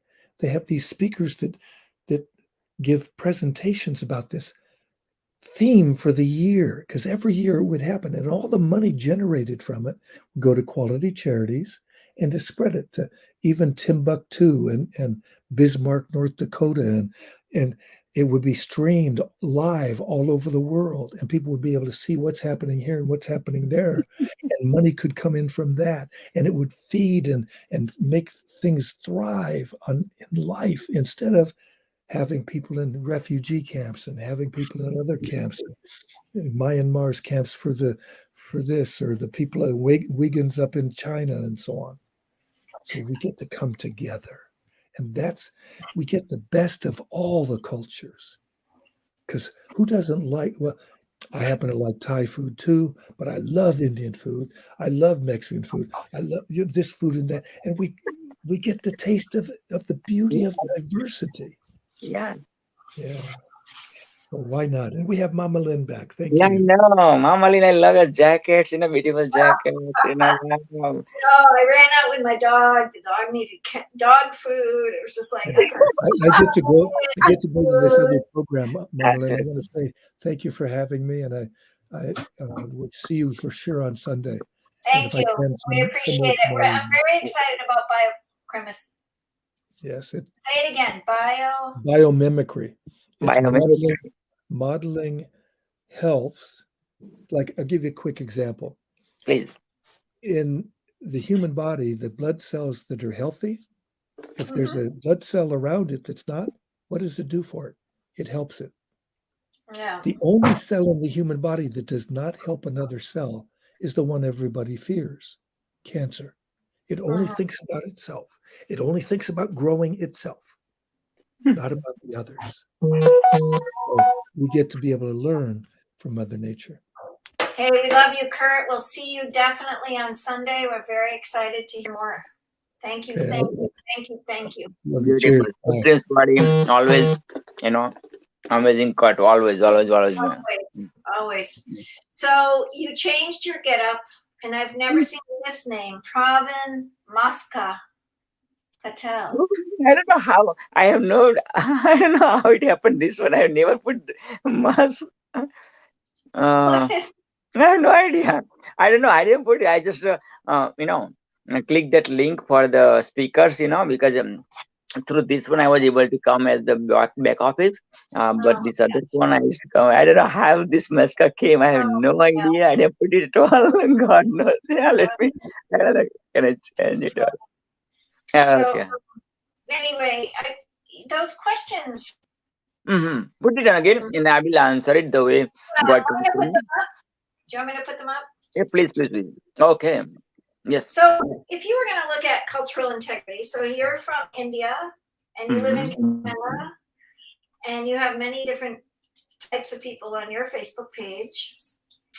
And if you were going to say why you chose that, what you chose to be able to get there, how you chose that, where you were when you chose to have so many different cultures, maybe it was always, when did you choose it? Like for me, the cultural integrity is about sharing with people. So many people are afraid of being involved in different countries or different places or different religions or different. And part of my pain this year, emotionally, my sensitivity is towards all the historical things broken down in America now. People are tearing things down and tearing statues down. And it was history for me. It's history and it has a place in the past. But so many people have it right here because it's so raw. And I have that through my divorce. So I understand that only through my divorce, because there were some terrible things that happened to my children and I. And if I look at cultural integrity, I have to come back for me all the way to my family unit and say, what is it in my family that was culturally maybe discarded and it was my grandmother. My great grandmother was Native American, and my mother was not able to talk about her. She and her cousin were told not to talk about Grandmother Gray, so she was discarded from the family. So we don't know why. We don't know the situation, but it was a cultural thing that I saw. My mother and a lot of family members have alcoholism, and I wonder sometimes, did they get discarded? Sometimes addictions are along with, this lack of trauma acknowledgement, but cultural integrity for me. It's like, if I watch the news in America, one side's against one side's against the other. This one's against that one. This country's, and if I talk to people in Pakistan, it's only about Pakistan. It's not about India. It's not about Bangladesh. There's all of this discord, and I get a little crazy from the thinking of it. And I felt like health-wise, it's not good for my mental health to hear it. And I think about our children. Mostly, what are they hearing from their ears from the adult people about cultural integrity? Why do people choose to talk badly about another country or badly about another race or badly about another religion? Why do people choose that? What do they choose that from? How do they choose it? Where do they choose it? When did they choose it? Like when? There's so much about this from so many different layers. And I'm wondering, health-wise, how can we rise this up so that we are connected to our children's ears? We're connected to our children's. I catch myself all the time saying something, and then I was like, oh, I shouldn't have said that in front of the kids. There's these things that I say, and it's not negative. It's not. Yeah. But I think the tenderness and I mean, I've heard so much about the Bollywood, and every time it comes from you, I'm like, oh gosh, Bollywood. I only heard negative about Bollywood, but you bring it out to positive Bollywood. And I'm like really confused about Bollywood, and I don't know about Bollywood. So why don't I study Bollywood? Because Bollywood is like, I hear about dancing and fun, and but I hear in Pakistan all the boys watch Bollywood because it's sexual, and then they think all the American women are just sexual beings. They just want sex. So there's this conversation that happens for me, like, what happened to Bollywood? What is Bollywood? You know, so this is why, you know, like Bollywood. Story. I go to West Side Story this week, and we're fighting. You know, the Philippines. No, who are they? I'm sorry, I'm losing it. Puerto Ricans and the white American boys. They fight in West Side Story, and they're fighting against. We're Puerto Rican. We know we have better dancers. We have better women dancers. We have better this, better that. Then the white, we are better this. We are better that. We are better that. And then they come together. It was a theater Broadway play, but the text in this movie is phenomenal. The singing, phenomenal about love. Because one of the Puerto Rican girls falls in love with a white boy, you know, and so then this makes. I'm like, isn't this the story of everyone's family? Like, isn't this the story of all cultures? And why are we still fighting culture? Why are we still fighting race? Why are we still love over wins? All of it. Of course. It's gone, except the family members hold it. Oh, you can't marry this one from that neighborhood. Or you can't marry this one from that neighborhood. Or this culture. You can't marry another religion. You can't marry. They can say it all they want, but it's going to happen. I got you, Mama Lynn. I got you. You know, and see, your heart is such a pure heart, you know. So that's why, like, you come up with beautiful theme, you know, and so many questions. And definitely, whatever God's come through me, you know, whatever He shares, I'm going to share it with you on this platform, right? See, when.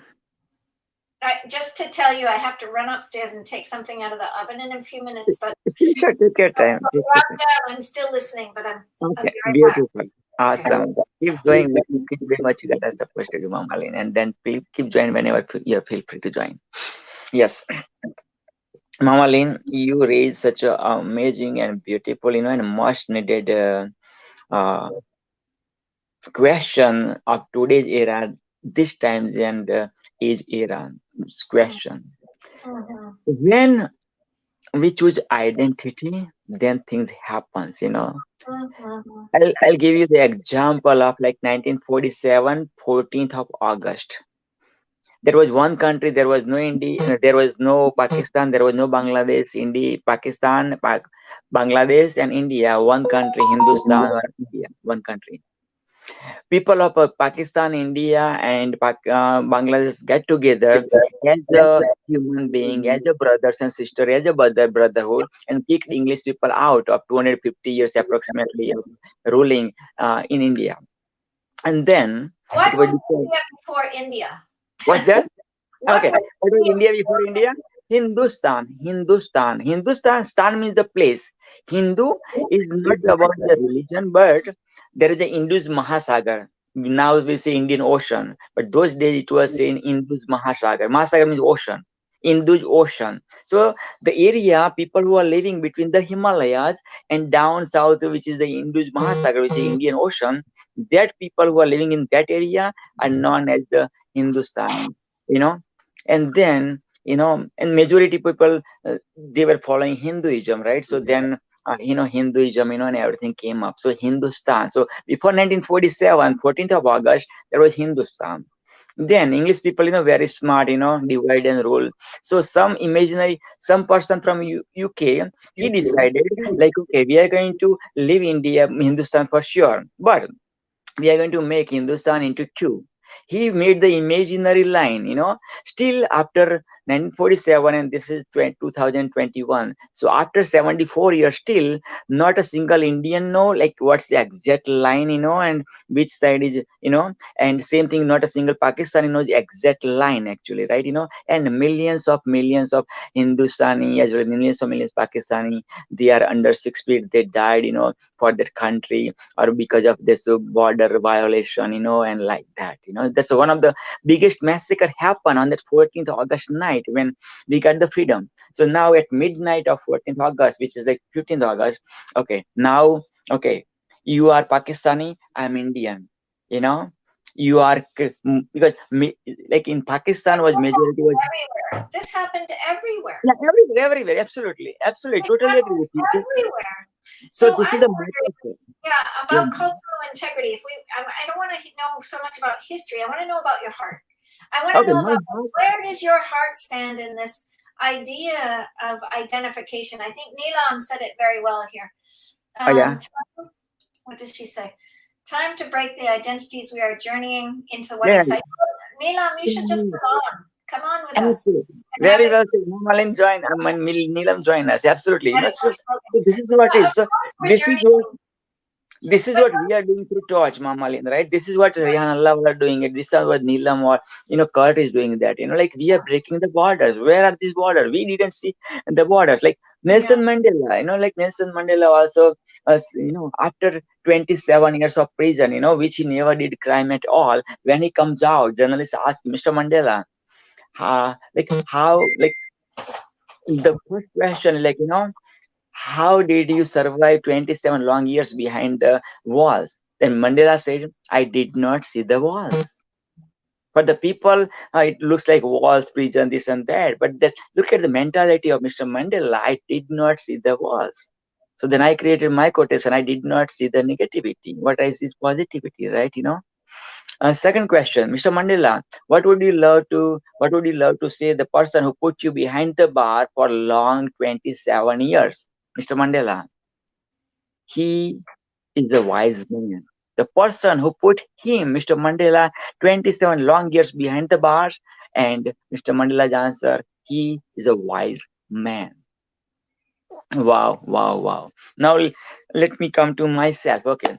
I born 51 years, and about 6 months ago in beautiful country called Mother India's beautiful place called Gujarat, which gave Mahatma Gandhi, which gave today's Prime Minister Mr. Modi, another Prime Minister Mr. Morarji Desai, as well as lots of other celebrities. That Gujarat small village called Julasan, which gave NASA astronaut Sunita Williams.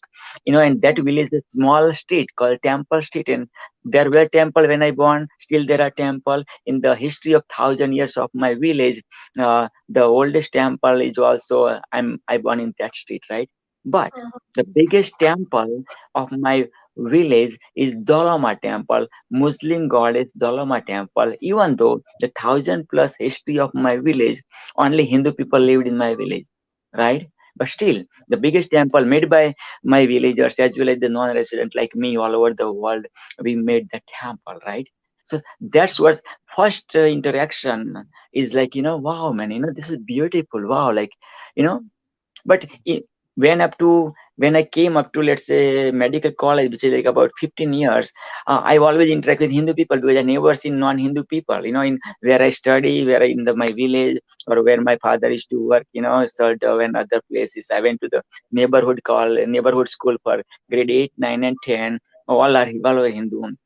And then when I exposed to medical college, I see the Muslim people, and I said, okay, they have also 2 hands, beautiful mind. That's why they are in the medical college and like that. But during my up to first before medical college, I heard about Muslim people like Mohammedan, and we pray to the sun, rising sun. They pray to the sun setting sun. But after that, later on, I came to know like they pray towards where the Makkah is. So for southern part of the India, or like from the Indian or Pakistani point of view, they have to pay towards where Makkah is, or wherever the Muslim is, they are going to pray towards where the Makkah is, right? They're not praying the Makkah, the one with the, like they are praying because from the Makkah is the center of the universe. That's what it is, and when Neil Armstrong stayed or went to the Chandra, went to the moon, or his team member went to the moon, and then it was interviewed. He said like he saw the voice, a certain voice, and then when he was going through certain country, he heard the same voice, which was the prayer, Muslim prayer, like a Muslim prayer, right? So then, okay, he goes like, I heard same voice over there in the moon, and he was not a Muslim, right? But then he can connect, like, so Allah is everywhere. And when I say Allah, whatever the God you believe, like let's say Shiva, Hinduism, they say Shiva never born, never die. Allah never born, never die. La ilaha illallah. There is one and one only Allah, nobody else. That's what Muslim people say, like Vaheguru is Ek Omkar. Like in Sikhism, it says Ek Omkar, means he is one. Like that's why Guru Nanak, one of the guru of Sikhism, his finger is like that, like he's the one, like he's the one. Like Jasmine gives me so much praise, Dr. PPP, you are this, you are this, you are this. Always, like that, like because of him, like I'm whatever who I am or whatever you feel I am is because of him, so glory goes to him, right? This is what it is. So now what happens is like on so Mama doesn't want to go into back, so I'm not going to the back, but I'm talking about my story, my history. So that's why I chose through my karma that village, that country, Mother India, right? And I always say, if you would love to go the deepest core of the spirituality, you must visit India for sure. Without visiting India, your spirituality circle is not finished yet, right? Because in India, you'll see all kind of walks of people, so much rich, like Bollywood people, so much rich, actresses, so much, right, other side, in the same Mumbai or same, used to say Bombay, in the beginning, and now Mumbai. So you see Dharavi, the biggest slum area in the world. So two extremes in even the same one city, right? And in between also there are people from all over the world, including other parts of other provinces of India, right? So this is what it is, right? And it's always that, even though right now you distribute the wealth of the world, total wealth of the wealth to the all, let's say 8 billion people are there, and whatever the wealth, total wealth, if we distribute equally, still, like after a certain time, 20% of wealth will be taken by 80% of people, and 80% of wealth is taken by 20% of people. 80-20 rule almost, rules, right? Because this is what, because everybody's mentality, everybody's mindset is not same. That's why, like, you must have heard about that, like people who win the lottery, like almost 80% people, they become bankrupt within first 5 years. Like they, let's say millions and millions of dollars of lottery they win, but they're not mindset level yet there. So they are going to, ruin away the wealth, because they didn't learn yet how to handle the wealth. Wealth is like the okay, what is money? Money is agreement by commitment. Money is the agreement by commitment. So you make more commitment with more people, and then you are going to get more wealth. Like money is like the knife, with the knife you can cut the fruits, vegetables, you feed yourself, you feed homeless people, like that. Or with the knife you can, kill somebody, and send that person to the heaven or hell, to the God, right? So nothing wrong with the knife, but who is handling the knife, you know what I mean? Right? If you're handling a knife by cutting the fruits and vegetables, feeding yourself, feeding homeless, boom, right? Or somebody is like, using the knife to kill somebody, then, you can take somebody's lives or you can use somebody's life. Depends on how you use it. So same thing with wealth, money, right? Now let me go to back again, cultural integrity. For the integrity word, I took 12 lessons of 12 weeks of Samina and Samina and oh man, Samina and Mr. Come on. Yeah, Scott. Okay, Scott and Samina. So I used to go from Toronto. They used to live in Brampton. So I used to take TTC, which is, and then after that also Brampton Transit, right? So altogether, basically, I was paying every time $100 cash to them, right?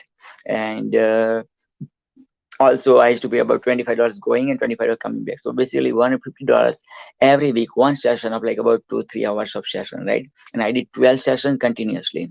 And I was told, even though I missed the session, I was supposed to pay $100, right? You know what I mean? So I was committed. So that definition given by Samina taught me Samina about integrity definition. Still I'm putting it here. And that definition says, okay, integrity. Integrity is being honest and truthful to myself.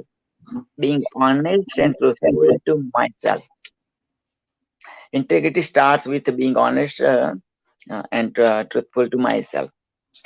First, myself first, right? So integrity starts with myself first, and then with the family, then with the community, then with the let's say county, and then province, then state, then country, then continent, and then world, then the universe, right? So that's how it works, right? So integrity, being honest and truthful to myself first, right? Why we choose? Okay, great. Cultural, like the culture, right? This is the culture. Like thought is the culture, community, society, right? We are the social being, right? Otherwise, like yeah, we like according to Darwin, like we evolved from like monkeys and like that, right? So why? What's the difference between animals and us? Is like we are the a social being, right? Social being. Yeah, Mamali, would you love to say anything? Just jump in between, and please share. Otherwise, I think we are social, and I think everyone's social, but I think this question comes back to love. yes, the question comes back to love. When will our endearment of another human being look at the curiosity of another human? If they're angry or they've killed people, why aren't they curious? Yes.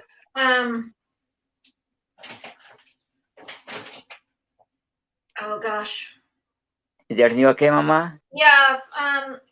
Julie down is saying 10 a.m. Eastern time tomorrow morning. We have already a 5 o'clock, but that should work.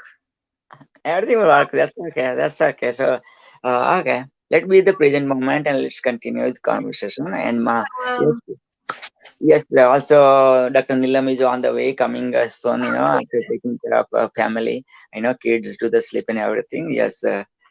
Okay. So yes, culture, right? So we are the social being, right? Social being, like human being. Like, what is success? Success, like being a human being to being human, right? Like let's be being human. Yes, we are human being, but are we being human, right?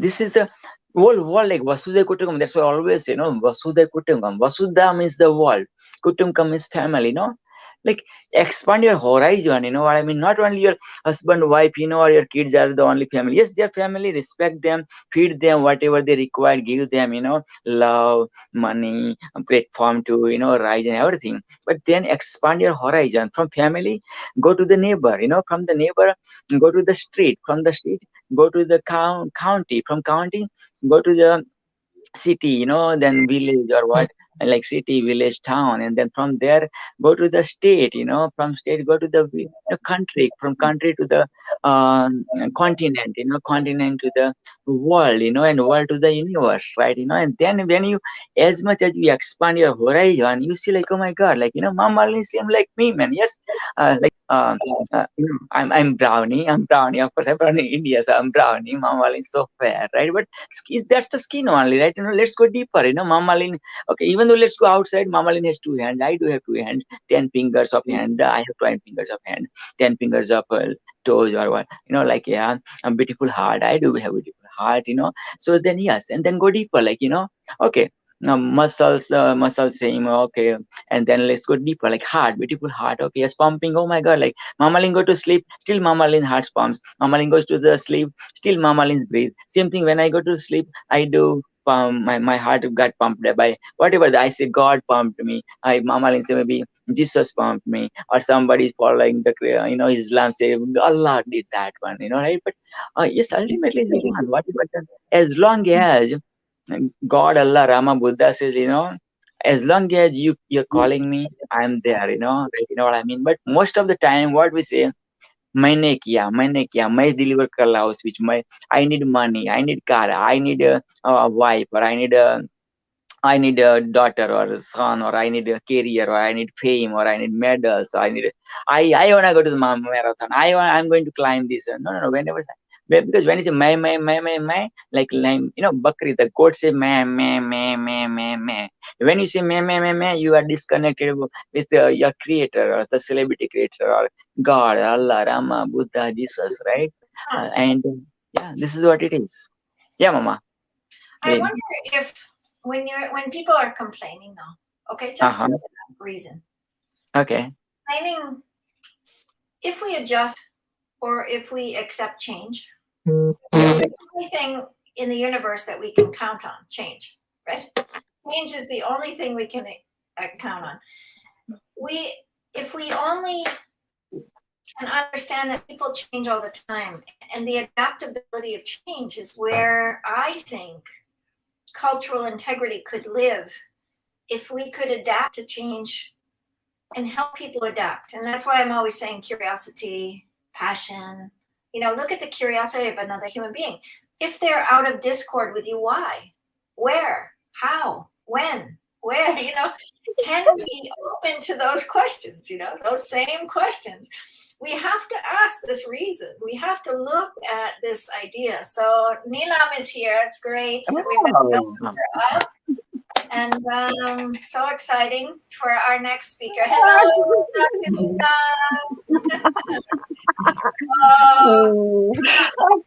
So excited to have you. You look great. So nice to see you. Can you guys hear me?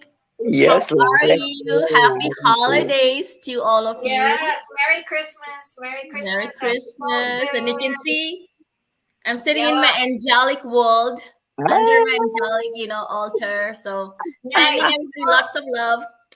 I was gonna send down my angel from Christmas, but anyway, he's actually quite a funny guy, because all my grandkids are like, Grandma, who is he? He's quite big. I'll have to bring him down. And he looks like a nymph. And he's very funny. And so the integrity of it is so funny. The integrity of this little elf. Nobody really likes him, but I really like him. So I'll have to get your opinion when we're done. He's quite. I'm going to go grab him right now and show you before you start. Oh my God! Let me introduce this my sister. Look at that, beautiful! Wow, what kind of angel is this one, Dr. Neelam Rai? To be honest, this was the first gift I bought it from my home 15 Christmas ago. Wow! So he has his brothers. I have 2 more sets. Beautiful. And I'll bring them too. But I believe he's Archangel Michael, because he's wearing blue. And he has a trumpet. Yeah, it's very Archangel. Very Archangel. He's gorgeous. Wow. And this is my self. Beautiful. Wow. He's like a solstice nymph, I think. But quite funny. Oh, look at this one. Put it closer, Neelam, so I can see. Yeah. I need my glasses. Tell me more about that, Neelam. I'm always wondering. Oh, my baby Jesus. Now, I got the most beautiful one. It's the most colorful nativity. I'm so grateful. But what do you think? Is he scary to you? No, I think he's funny. He has a character, Look at his shoes. He's quite funny. He's very funny old. and whimsical. He's all really nicely made. Yes. Like, he's got beautiful hands. Mm-hmm. Beautiful decorations. It feels like he's kissing, because there's a lot of mistletoe. We shall kiss you. And what's me? We gotta give him a blessing so the children are not afraid of him. So anyway, Neelam is up. I think Mushtaq Naz is confused about the timing, so I have to get grounded with him and his poster. But it's okay, Mushtaq. We're gonna let Neelam go. We can we can let her do. Dr. PPP, introduce our beautiful Neelam, and I'll talk to Pushtak Naz down below. Okay? Sure. Thank Okay. you, Neelam. Awesome. Listening and praying with you. Mama, thank you. Oh my God. I have the huge responsibility to introduce my close sister. The sister who is the angels of the angels, who is the goddess of the angels. The sister who's been giving and giving without expecting anything at all. This sister rocked torch so many times. No matter what, whenever torch is there, Dr. Neelam is always there for sure. Amazing,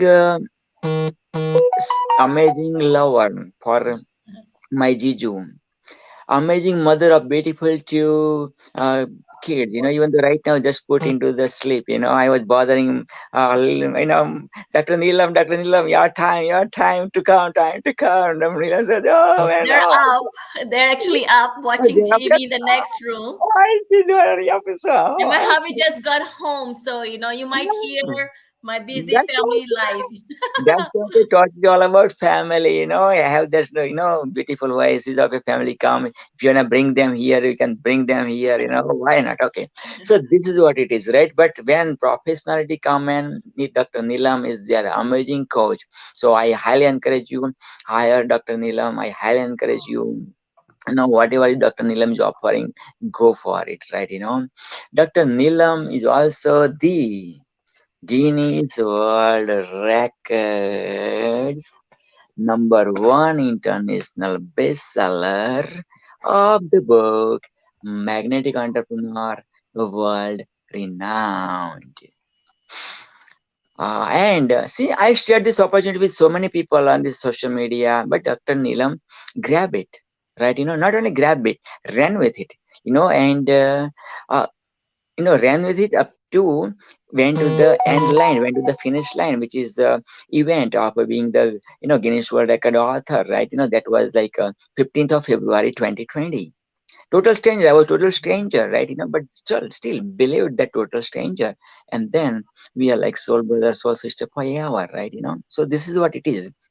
So Dr. Neelam is living in originally from Fiji, beautiful Fiji island, and living in God bless America. Yes, God bless America. Again, California, man.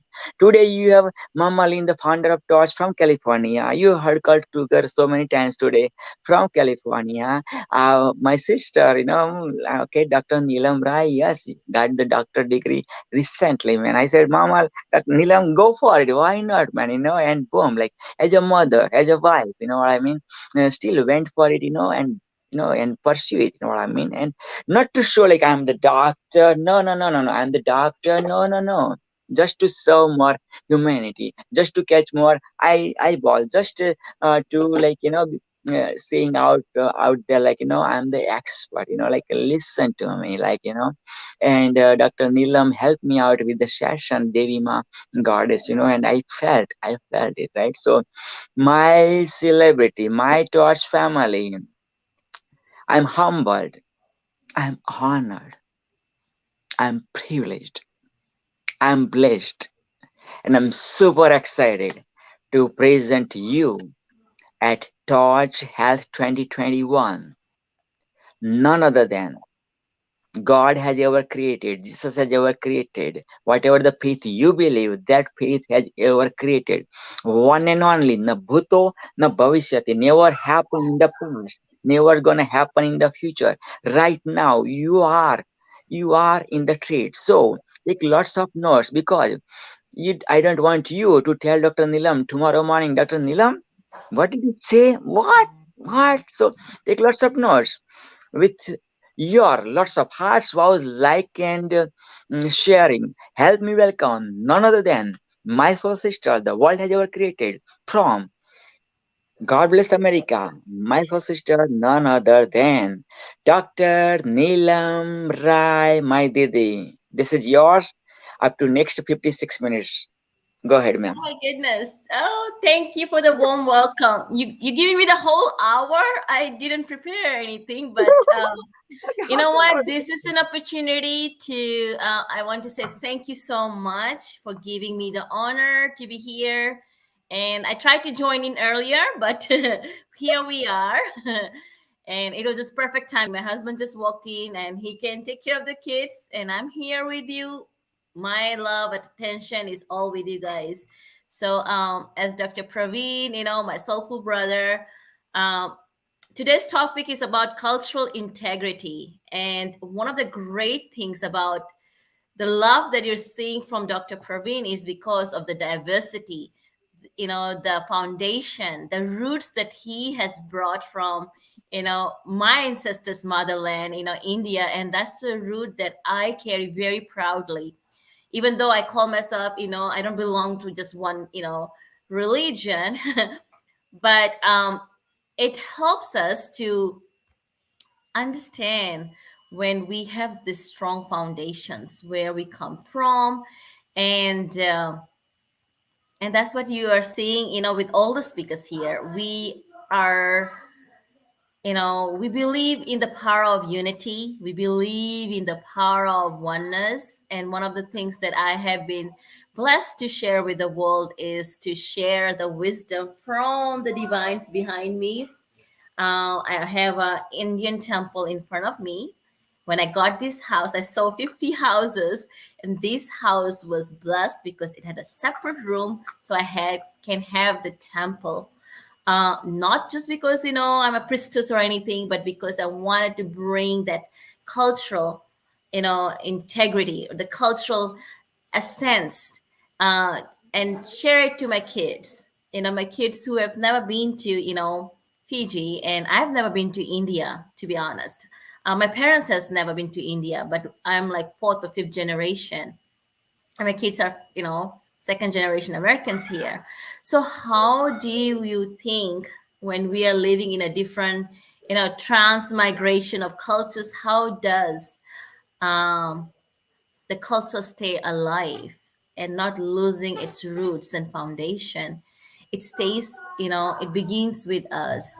And yes, we belong to this one global culture, the global culture where there is only one, life lesson that we are here to learn. Well, not one.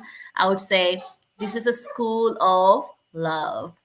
And my puppy, he wants to play. Guys, can you please take Coco away? And so I'm so humble to be here, sharing you on this beautiful day or evening. It's 7 p.m. Pacific time, and talking about cultural integrity. I'm so grateful because I grew up in a beautiful Fiji Islands, where early on I was raised in a very diverse culture of people. We had people from, we had the islanders, we had our Indian families, and then there were other, other cultures, and it gave me the foundation of accepting who we are as a family. I never saw that I'm Indian. Even until today, when somebody introduces me, oh, she's Indian or she's Fijian, I never associate myself, or my identity is not based on where I was born or raised or the color of my skin. I always felt like, I am God's child. And when I see someone, I see the God in them, the light in them.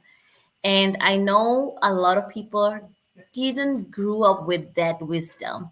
So coming from 5 generations of spiritual teachers, if something I have learned is to not to see things at face value.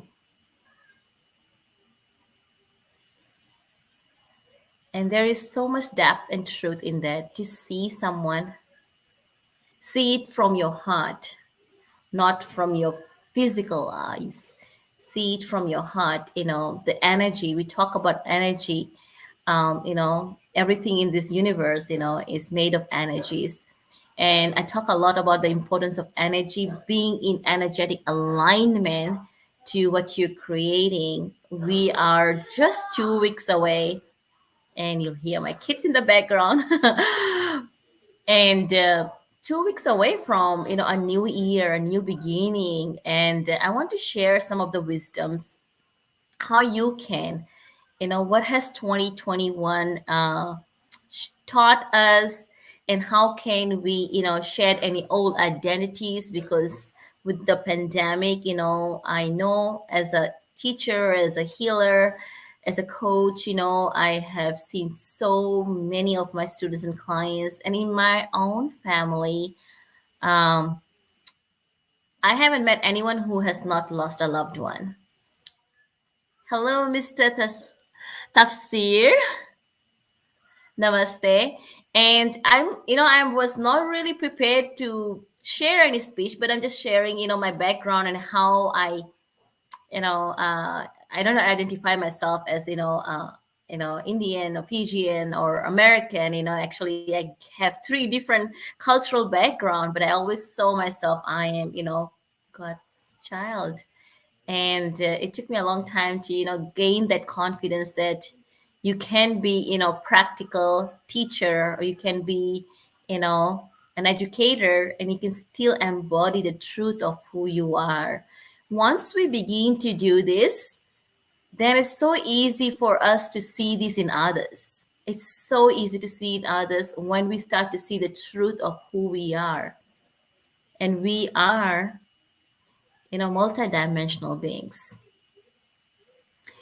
We're living in a world where there's a shift happening in the leadership, and I talk a lot about this shift happening is in the spiritual community or the new age communities. People talk about high vibration, and I think there's a misconception that you have to do something different to be in high vibration, because everything we seek is within us. What we seek is seeking us.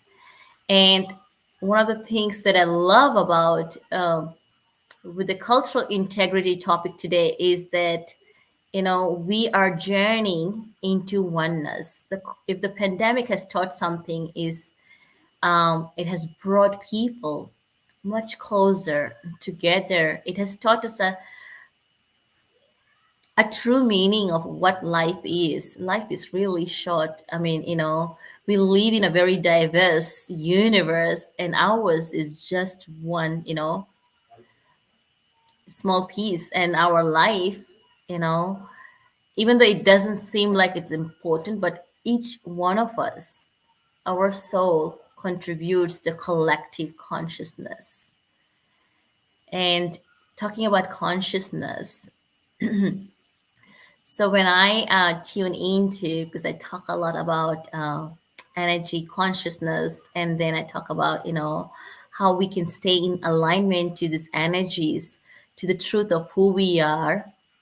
So Archangel Michael, he shared this message with me. I channel angels, not only angel, ascended masters, divine masters of highest integrity, who have a very deep connection for the last decade, but it's from generations of deeper wisdom that has passed down. And I had to figure out what is my path. So once we figure out who we are, what our true calling is, it makes us so feel more present in here, more accepting of who we are. Once we start to accept ourselves, and that's consciousness, a state of awareness. And I'll take you in a minute what consciousness, if I break it down, is an awareness. And we have different levels of state of consciousness that runs through our energy body called chakra system. That's where each of this energy system, these are like reservoirs, supplying energies to different areas of our life, different parts of our life. And I think I have too many windows open, so let me close all that. Okay, hopefully I think it was lagging. Anyways, so consciousness, when I take a moment to breathe into this consciousness, there's a map of consciousness that was created and studied by Dr. Hawkins. He did a 30-year research, and he gave each level of consciousness an attribute, and a scale, like 1 to 1,000. And if I ask anyone who's listening, where do you, so to operate from a place of love, it's at 500. If you're living from a place of enlightenment, Christ consciousness, Buddha consciousness, or Krishna consciousness, it's about enlightenment. Higher level is 700 and above. And at 500 is where we start to embody our truth. We start to accept ourselves. We are living from a place of love and not just from ego. And my question is, and this is what Dr. Hawkins, it took him 30 years on his research, where he found this emotional changes that affects our consciousness. Tell me, if you're listening to this now or later, if 500 is a place to vibrate your a place of higher consciousness, where do you think humanity, or at least 95% of the population, they are at? If I and I will find a scale. Let me see if you guys can see it here. So I'll give you a moment to, think about that consciousness, state of awareness. Also represents our emotional level. I know with COVID, so many people have been impacted. A lot of anxiety has been there. A lot of, fear has been there. And, they drop from a place of love to the fear energy. So anytime when you drop from this, living from your truth, from your heart, it drops you down to that energy that is the shadow energies. And we have higher consciousness, right? And then we have where the light doesn't get through, or the love doesn't get through, then we are living in the shadow energy, or the shadow side of the consciousness. And most people are vibrating, if you scale where you're vibrating in your energy level. So Dr. Praveen, I want to ask you, if you are hearing this, if so this was studied by Dr. Hawkins, right, on a scale, map of consciousness. Have you ever heard about that map of consciousness? Map of consciousness. First time I heard about that concept. Dr. David Hawkins, he did a study, 30-year research and study, very well known. He wrote the book Power versus Force. He talks about everything, like the energy topic, the consciousness, and how it affects our emotions. And and then that's what I talk a lot about in my business and spiritual teachings and even healings, is if we can understand what is consciousness, and if we can understand vibration or frequency, there's one frequency running in our consciousness, in our energy system. And guess what is that frequency? Frequency of divine love. Because what is consciousness? If I take a step back, Archangel Michael says, what is love? What is love? Love is light, love is God, God is Allah. What, Yes, right? yes. Yeah. So if God is love, and if we cannot see love, so love is the divine light that runs through us, right? Right. And so what is divine light? Light is consciousness. So when we dim from the divine light and we get into fear energy, so that's the shadow side. That's like living in the lower consciousness. And that's the simple thing. So God is love, love is light, and light is consciousness. And consciousness is everything, right? People say energy is everything, but I want to say, Archangel keeps reminding, consciousness is everything. And when we're talking about integrity, whether you're speaking with integrity, whether you have you teaching with integrity, or whether it's about your intention you put into something, and that comes from your consciousness, right? If your consciousness is clear, if you're vibrating at a higher consciousness, And for us, we are human beings of love. And that's what everybody in this planet is looking for, love. At the end of the day, we want to feel that love. We want to feel that acceptance. And guess where? When people are struggling or when they're, feeling stuck in their life, is because it's not something outside them. It's because they've built this block. I'm not good enough. Oh, who am I to make millions of dollars? I'm so spiritual. My family is not going to accept me. I cannot be, spiritual and, successful at the same time. It's this mental block that people put on themselves. So we are our biggest critics, you know. So our goal for the next, New Year's is, when I ask and tune into the divine messages, is this was the year of integrating and collaborating, getting to get our ideas together. And that's what you and Mama Lean has been doing, collaboration. When we start to be in that high energy, there is no separation. There is this integration of energies, and there is this collaboration that we are doing right now. And we are not like, okay, who's she to talk about? We are just letting go of all our expectation. We are just letting go of all our preconceived notions of the topic we're talking about. You just open our hearts, open our minds, and then that's what living in integrity, living in a place of love, helps us to become powerful teachers and leaders. And the world is looking for, now with the pandemic, people know, hey, yeah, it's not Zoom is only for business or corporate boardroom, right? We can use this power of technology, to spread how can we help each other prosper. And talking about from consciousness, the next topic I want to talk about is, so now what is consciousness? God, love, God is love is light, and light is consciousness, right? So, and where do we carry this energy of consciousness, the state of awareness?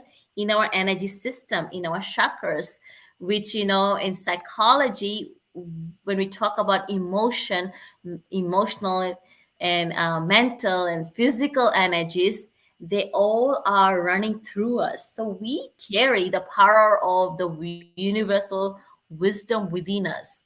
How powerful are you? Isn't that amazing to know that everything that's out in the universe, we have access to it through our own energy systems, because this is where all the entire universal consciousness energy is. And in Hindi, we call them, chakras. And also, in the spiritual communities, we call them our energy centers, and our, vortexes that supplies the energies. So my goal is very simple. I just teach all my spiritual leaders, coaches and healers. I serve the community of creative, leaders who are stepping up to integrate that they are spiritual. They are proud of who they are. And spiritual doesn't mean you have to be religious. You have to believe in one faith only, where we're open to embrace. Look at me. I'm a living example, right? And probably you are awakening to this new realization after going through this 2-year period of integration and sharing all identities. I meet so many students who have a very strong, either Catholic background or strong, other, faith background. And when I talk or teach about meditation, some of them have a preconceived notion it's only for, Hindus or it's only for yogis, but it's, and now with the pandemic, if you go into like, experts, online doctors, Dr. Deepak Chopra is famous for that. Even Oprah, the inspirational queen here in the United States, they all own this, spiritual practices. That's what makes them be successful. And one of the, powerful practices to help you to raise your own consciousness is through meditation. And on my website, if you go on Facebook, just under Dr. Neelam Rai, or in my Facebook private community, The Angelic Way, I talk importance of, spiritual practices, micro habits that's going to help us stay in these high vibration energies. And it's not about just maybe getting more crystals or getting there's so many things that it's out in the market. And a lot of people think, okay, I just need to get more crystals in my hand or my necks. You don't have to have all that, um, but having something dedicated every day, 10 minutes practices. I teach that a lot. I do a free teachings every year, which I'm going to do in January. It's a framework that was created right before the pandemic. And I talk a lot about Archangel Michael because he is supporting us, giving us the courage. He's, we have so many different guides, and spiritual guides who helps us to share the messages. For me, because speaking wasn't my biggest strength, but I had a big heart to share about giving the tools for people to heal and prosper and grow their businesses, and also to heal themselves wherever they were having blocks, emotional blocks, abundance blocks. So what I have been found in my 30 years was a simple 5-step framework that I will be teaching in January, but I will share a little bit here talking about consciousness, because the topic today is about cultural integrity. How can we align ourselves? How can we be in energetic alignment to cultural integrity, or even to embody and embrace people of differences, regardless of the belief systems or what we have been taught from school or from your community? This is a time to let go of all those old beliefs and start to see the truth. So I love supporting truth seekers. What is the truth, right? The truth is that you are born to prosper. Prosperity is your birthright. And what is your greatest spiritual gift? Anyone? Because that one truth will help you free yourself from any doubts, any struggle, any stuck energies. I want to share this here, that you all have this spiritual gift, and you don't have to be a healer to heal yourself. You have this innate ability to heal whatever is holding you back. Yeah, whatever is holding you back right now, let's take a moment to breathe into this. Whether it is, lack of, money, or whether it is lack of love in the family, or it is, someone, feeling not completely, healthy, or there is something that's, maybe it's a grief. So I talked about practices, and then there's another simple way. Hang on one second.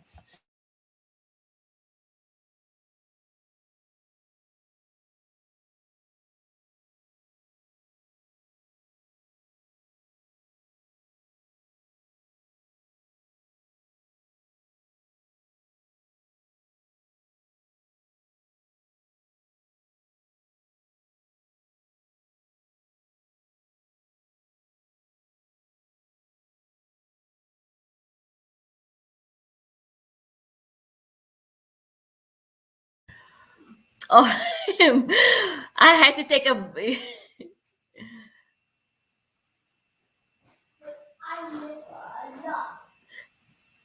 Oh, you're muted. Dr. Praveen, you're muted. Unmute.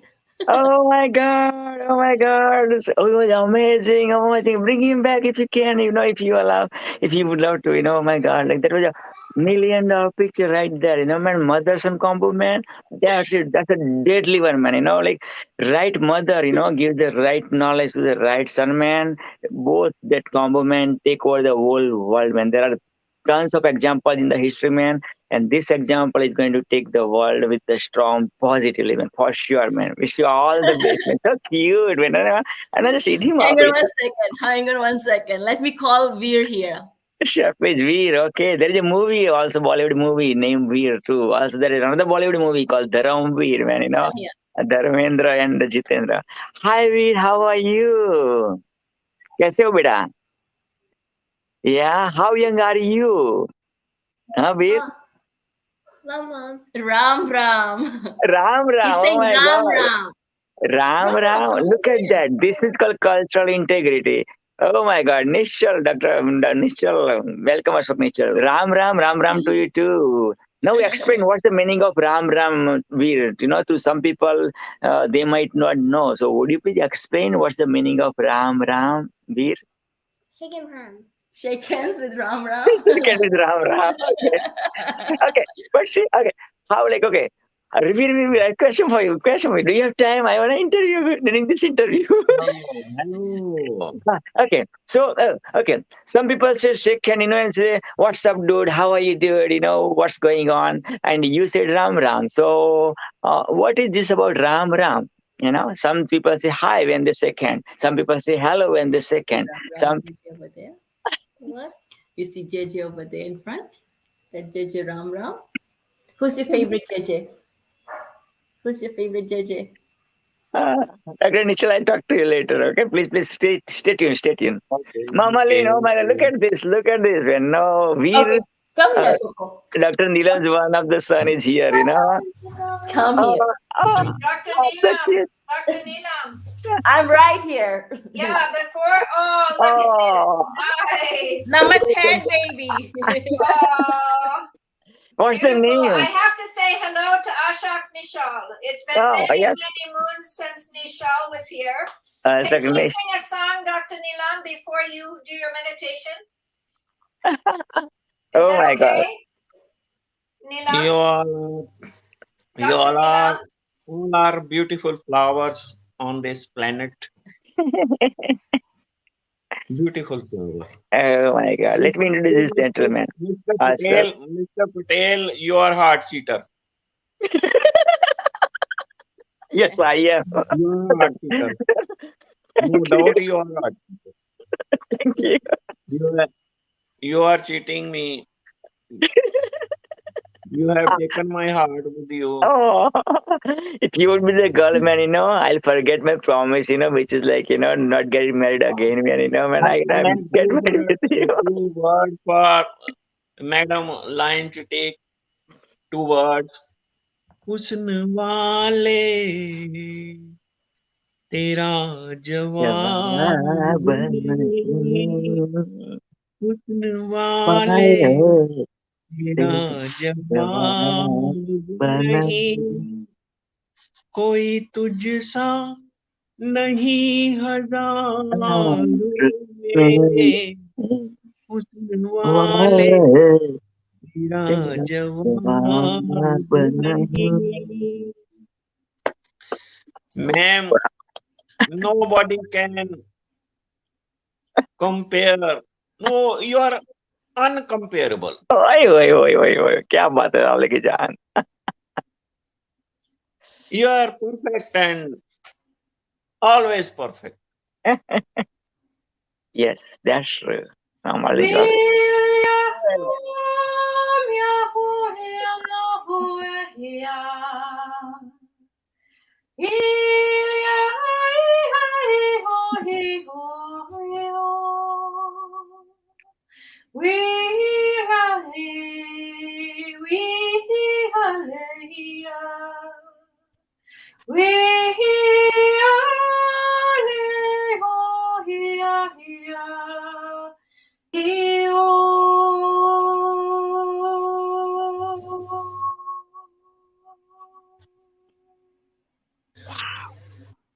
ना तो दर्द गया ना दवा ही मिली मैंने ढूंढ के देखा जमाना आए ना तो दर्द गया दवा ही मिली मैंने ढूंढ के देखा जमाना I could not get any consolation any word from anybody.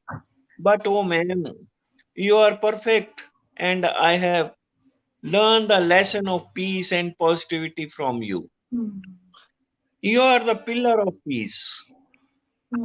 I regard you by my heart, and Mr. Patel, you are heart eater and a great star. Have you, thank you so much again, Ashok Nishchal Bhajan, all the way from my motherland, Mother India, of course, as well as the beautiful place called Punjab. Punch means five, Aap means river, water source, which is river. So, Punjab, there are 5 rivers, and Amritsar, the golden temple. From there, none other than Ashok Nishchal, who has sang, I don't know, 10,000 plus songs of Bollywood. I welcome Dr. Neelam. Yes. Welcome. Dr. Neelam's the forefathers from India. Then they went to Fiji for sugar plantation, and like that. From Fiji, their parents moved to USA, California, and over there, Dr. Neelam has arrived in this planet. Mr. Patel, yes, Doctor. हमारा जो culture है वो बेटियों को बिल्कुल God मानता है. सही बात है. ट्रू. ये भी बेटियों का ही रूप है, द शेप ऑफ डॉटर्स. और हम तो बेटियों का ये पैरों को हाथ लगाते हैं. ओए. हमारे लिए बेटियां जो हैं वो परमात्मा हैं, रब हैं, गॉड हैं, ईश्वर है. ये जो बेटियां हैं यही जो मुक्ति का रास्ता है यही दिखाती हैं. इनकी जो ब्लेसिंग है, अगर इंसान ये अपने दिल से किसी को ब्लेसिंग करते हैं तो उसे किसी तरह का दुख नहीं रहता लाइफ में. ये बेटी परमात्मा ने इसीलिए बनाई है. देखो कितनी इसमें हौसला होता है, कितनी इसमें सहने की शक्ति है. कैसे बेटी से फिर पत्नी, फिर उस घर की बहू, फिर माँ, और कैसे कैसे रोल निभाती. सही बात है. Can you understand, Dr. Neelam? I'll convert for you, Mamal. Or Dr. Ashok Nishchal ji, would you translate for Mamal in English, please? This is emotional, very emotional, what you just read, I would love to use the opportunity. Please. Can I just say one thing, Praveen bhai? Yes, sure. आपको बहुत बहुत प्रणाम अशोक जी. आप हमारे पिता समान जैसे हैं, और आपने जो अभी सुंदर शब्द कहे हैं, दिस इज, अगर हर घर में अगर आप जैसे पापा जी मिल जाए तो हमारी ये संसार ही सुधर जाए. अगर आपके जैसे सभी हमारे बुजुर्ग लोग अगर अपनी बिटियां, अपनी बहुओं को अपनी बेटी समान मानने लगे तो घर में वो महाभारत का सीरियल नहीं होगा. सही बात है. पर अगर अभी आप जो बोल रहे हैं बेटियां ना, जो बेटियां हैं हमारे घर, एक्चुअली मैं अभी नई मासी बनी हूँ. मेरी बहन का छोटा बेबी हुआ है और तो छोटी नन्ही सी गुड़िया आई है हमारे घर में. तो हमारे घर में वो लक्ष्मी स्वरूप है. 3 बेटे के बाद मेरे पास 2 बेटे हैं, मेरे भाई के पास 1 बेटा है, और एक छोटी बहन के पास छोटी बेबी आई हुई है जी. हमारे यहाँ एक प्रोवर्ब है, इडियम है कि जिसने पहले बेटी को जन्म दिया है वो लक्ष्मी है. Oh yes. वो जो माँ है वो लक्ष्मी है, जिसने पहले बेटी को जन्म दिया है वो लक्ष्मी है. और बेटी और बाप का जो संबंध होता है ये बड़ा गहरा है. आप देखो जितनी भी चीजें बनी हैं बाबुल और बेटी में बनी है. और जब बेटी दूसरे घर में जाती है डोली में बैठ के विदा होके, तो बाबुल जो फादर है वो यही कहता है, बाबुल. हो जाए वो सॉन्ग बाबुल की दुआ है. लेती जा तुझको सुखी संसार मिले, ससुर कभी ना याद आए, ससुराल में इतना प्यार मिले. उसका फादर तो ये कहता है कि आपके घर से जो घर भी जुड़ता है उसे भी कभी दुख ना आए। ओए ओए ओए उस घर से सदा दुख दूर रहे जिस घर से तेरा द्वार मिले। ये होती है बेटी। ओए ओए। और सारी दुनिया की बेटियां खुश रहें, ये मेरी प्रेयर है, दुआ है, ये मेरी एक प्रार्थना है। ये हमेशा मैं करता हूँ कि कोई भी बेटी कभी दुखी ना हो। क्या बात है, जज़ाकल्लाह। बेटियां जो हैं वो क्राउन है, crown.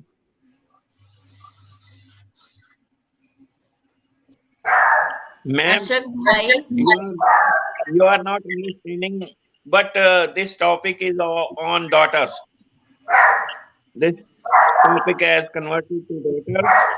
So I accept daughters as supreme way to get happiness in life.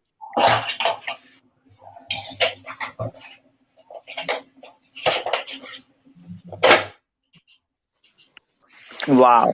Ashok bhai, beautifully express the love towards बेटी, and definitely ऐसा बुजुर्ग मिल जाए हर घर में, जैसे डॉक्टर नीलम ने बोला, तो मना यार थोड़ी महाभारत ना हो। एकता कपूर जो मना हो बॉलीवुड में जो सीरियल बनाती है सास बहू की, लड़ाई ना हो, सास भी कभी बहू थी, ये सब वो सब, मेरे को बार बार मरना ना पड़े, आना ना पड़े, और बहुत कुछ बच जाए। Fatima ji already joined with us. Fatima ji is also the Torch ambassador of all the four pillars, representing Torch from July 2021 to upcoming July 2022. And this is the first conference after, I transferred, Mama Lin and myself transferred to, Torch Peace ambassador of all the four pillars to Fatima ji, and we're doing amazing. Yeah. So I want to say, please. Ashok Nishal and I know each other way back before Torch, like right when Torch started. And he is already the Torch with song and his music and his light. So before we claimed one, Takwa, then Haji Khan, then Dr. PPP, then Fatima, Ashok, over all music, he brings the heart to the torch of all peace and all kindness. And I've missed you, dear brother, and want to get a little bit of respect for Dr. Nilam, because I think she was doing her beautiful meditation. And at 8 o'clock, we have another speaker. It's totally okay. I love, Mr. Ashok, his wisdom is far more important. Well, let's leave it. Let's get more song. Good morning, Fatima Aziz. Good morning. Good morning, everyone. Assalamualaikum. Good morning. Welcome back. Ashok, another song. Let's go. One more. How about दाता वाला? दाता का song भी तो है ना, वो विदाई वाला, बिटिया का विदाई वाला। मत जाओ लेके करार हमारा, ऐसा न हो कोई लूट ले राह में प्यार हमारा। पास रहो या दूर रहो,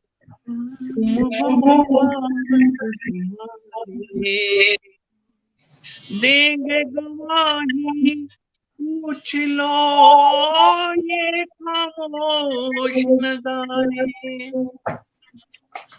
You are more, but you are very near to me. You are very near to me. As one soul, remain very near to each other. Thank you so much.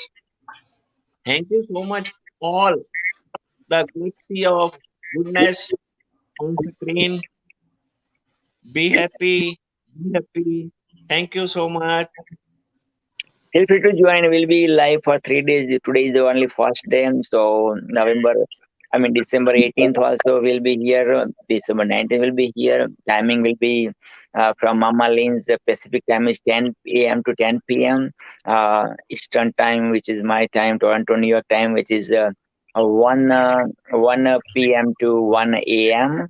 And from Pakistan's time, which is 11 p.m. to 11 a.m. Feel free to join anytime.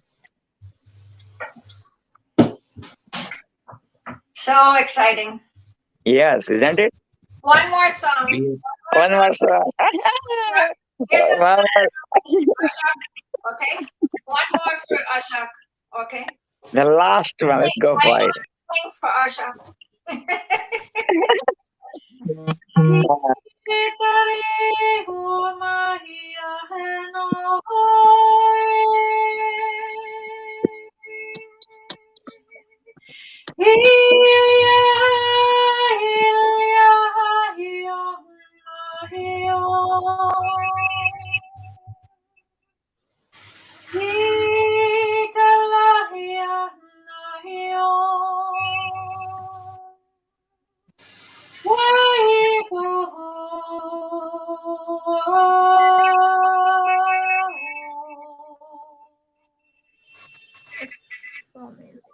Wow, Mama Lynn, क्या बात है.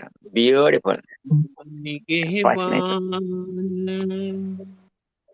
हो तुम्हारा खुदा निगहबान हो तुम्हारा उठो हमारा सलाम ले लो उठो हमारा सलाम ले लो तुम्हारी दुनिया में आ रहे हैं उठो हमारा सलाम ले लो उठो हमारा सलाम ले लो. तो जाते जाते दिन सारा गुजारा तोरे अंगना अब जाने दो मुझे मोरे सजना मेरे यार शुभ खैर मेरे यार शुभ खैर मेरे यार शुभ खैर मेरे यार शुभ खैर मेरे यार शुभ खैर. जा जा जा मुझे ना अब याद आ. अंताक्षरी तो शुरू हो गई यार. Dr. Nila, keep doing, keep going. Keep continue with your meditation, yoga, whatever you would love to share. Still here about. That's okay. That's okay. Bhaiji, it's totally okay. I think the energy you feel, song is therapy. Music is love. Yeah. Music is love. I wish I can sing like that, right? But I do it through, आप भी गाए कुछ ना कुछ आप भी गाए बॉलीवुड का कुछ ना कुछ तो आपको सॉन्ग तो गुनगुनाते होते होगे हाँ जी. सिंगिंग आपके जीजा जी करते हैं. अच्छा. तो आपके लिए जो सिंग करते हैं उसमें से बहुत सारे सिंग करते होंगे इस गाने उसमें से एक गाना आप गुनगुनाए. Oh my goodness, I can't remember anything. जितना भी एक वर्ड एक सेंटेंस यार जो भी माना एक हाँ जी हो जाएगा आ जाएगा. जो अभी हम हीलिंग की बात कर रहे हैं ना तो आई लाइक योर मंत्रा हमारी गायत्री मंत्र. Oh yes. Sure. गायत्री मंत्र इज सो पावरफुल. ये तो वो जो सिंपल से ओम मणि पद्मे होम सो आप किसी भी तरह से गुनगुना सकते हैं. जय ओम. मैं ये सभी को I am giving this free prosperity Sanskrit मंत्र that you can use this on Christmas Eve. Is Om Mani Padme or Om Mani Padme Hum. You can recite that for self-compassion or the Sanskrit mantra for prosperity. Om Shri Mahalakshmi Namaha. And if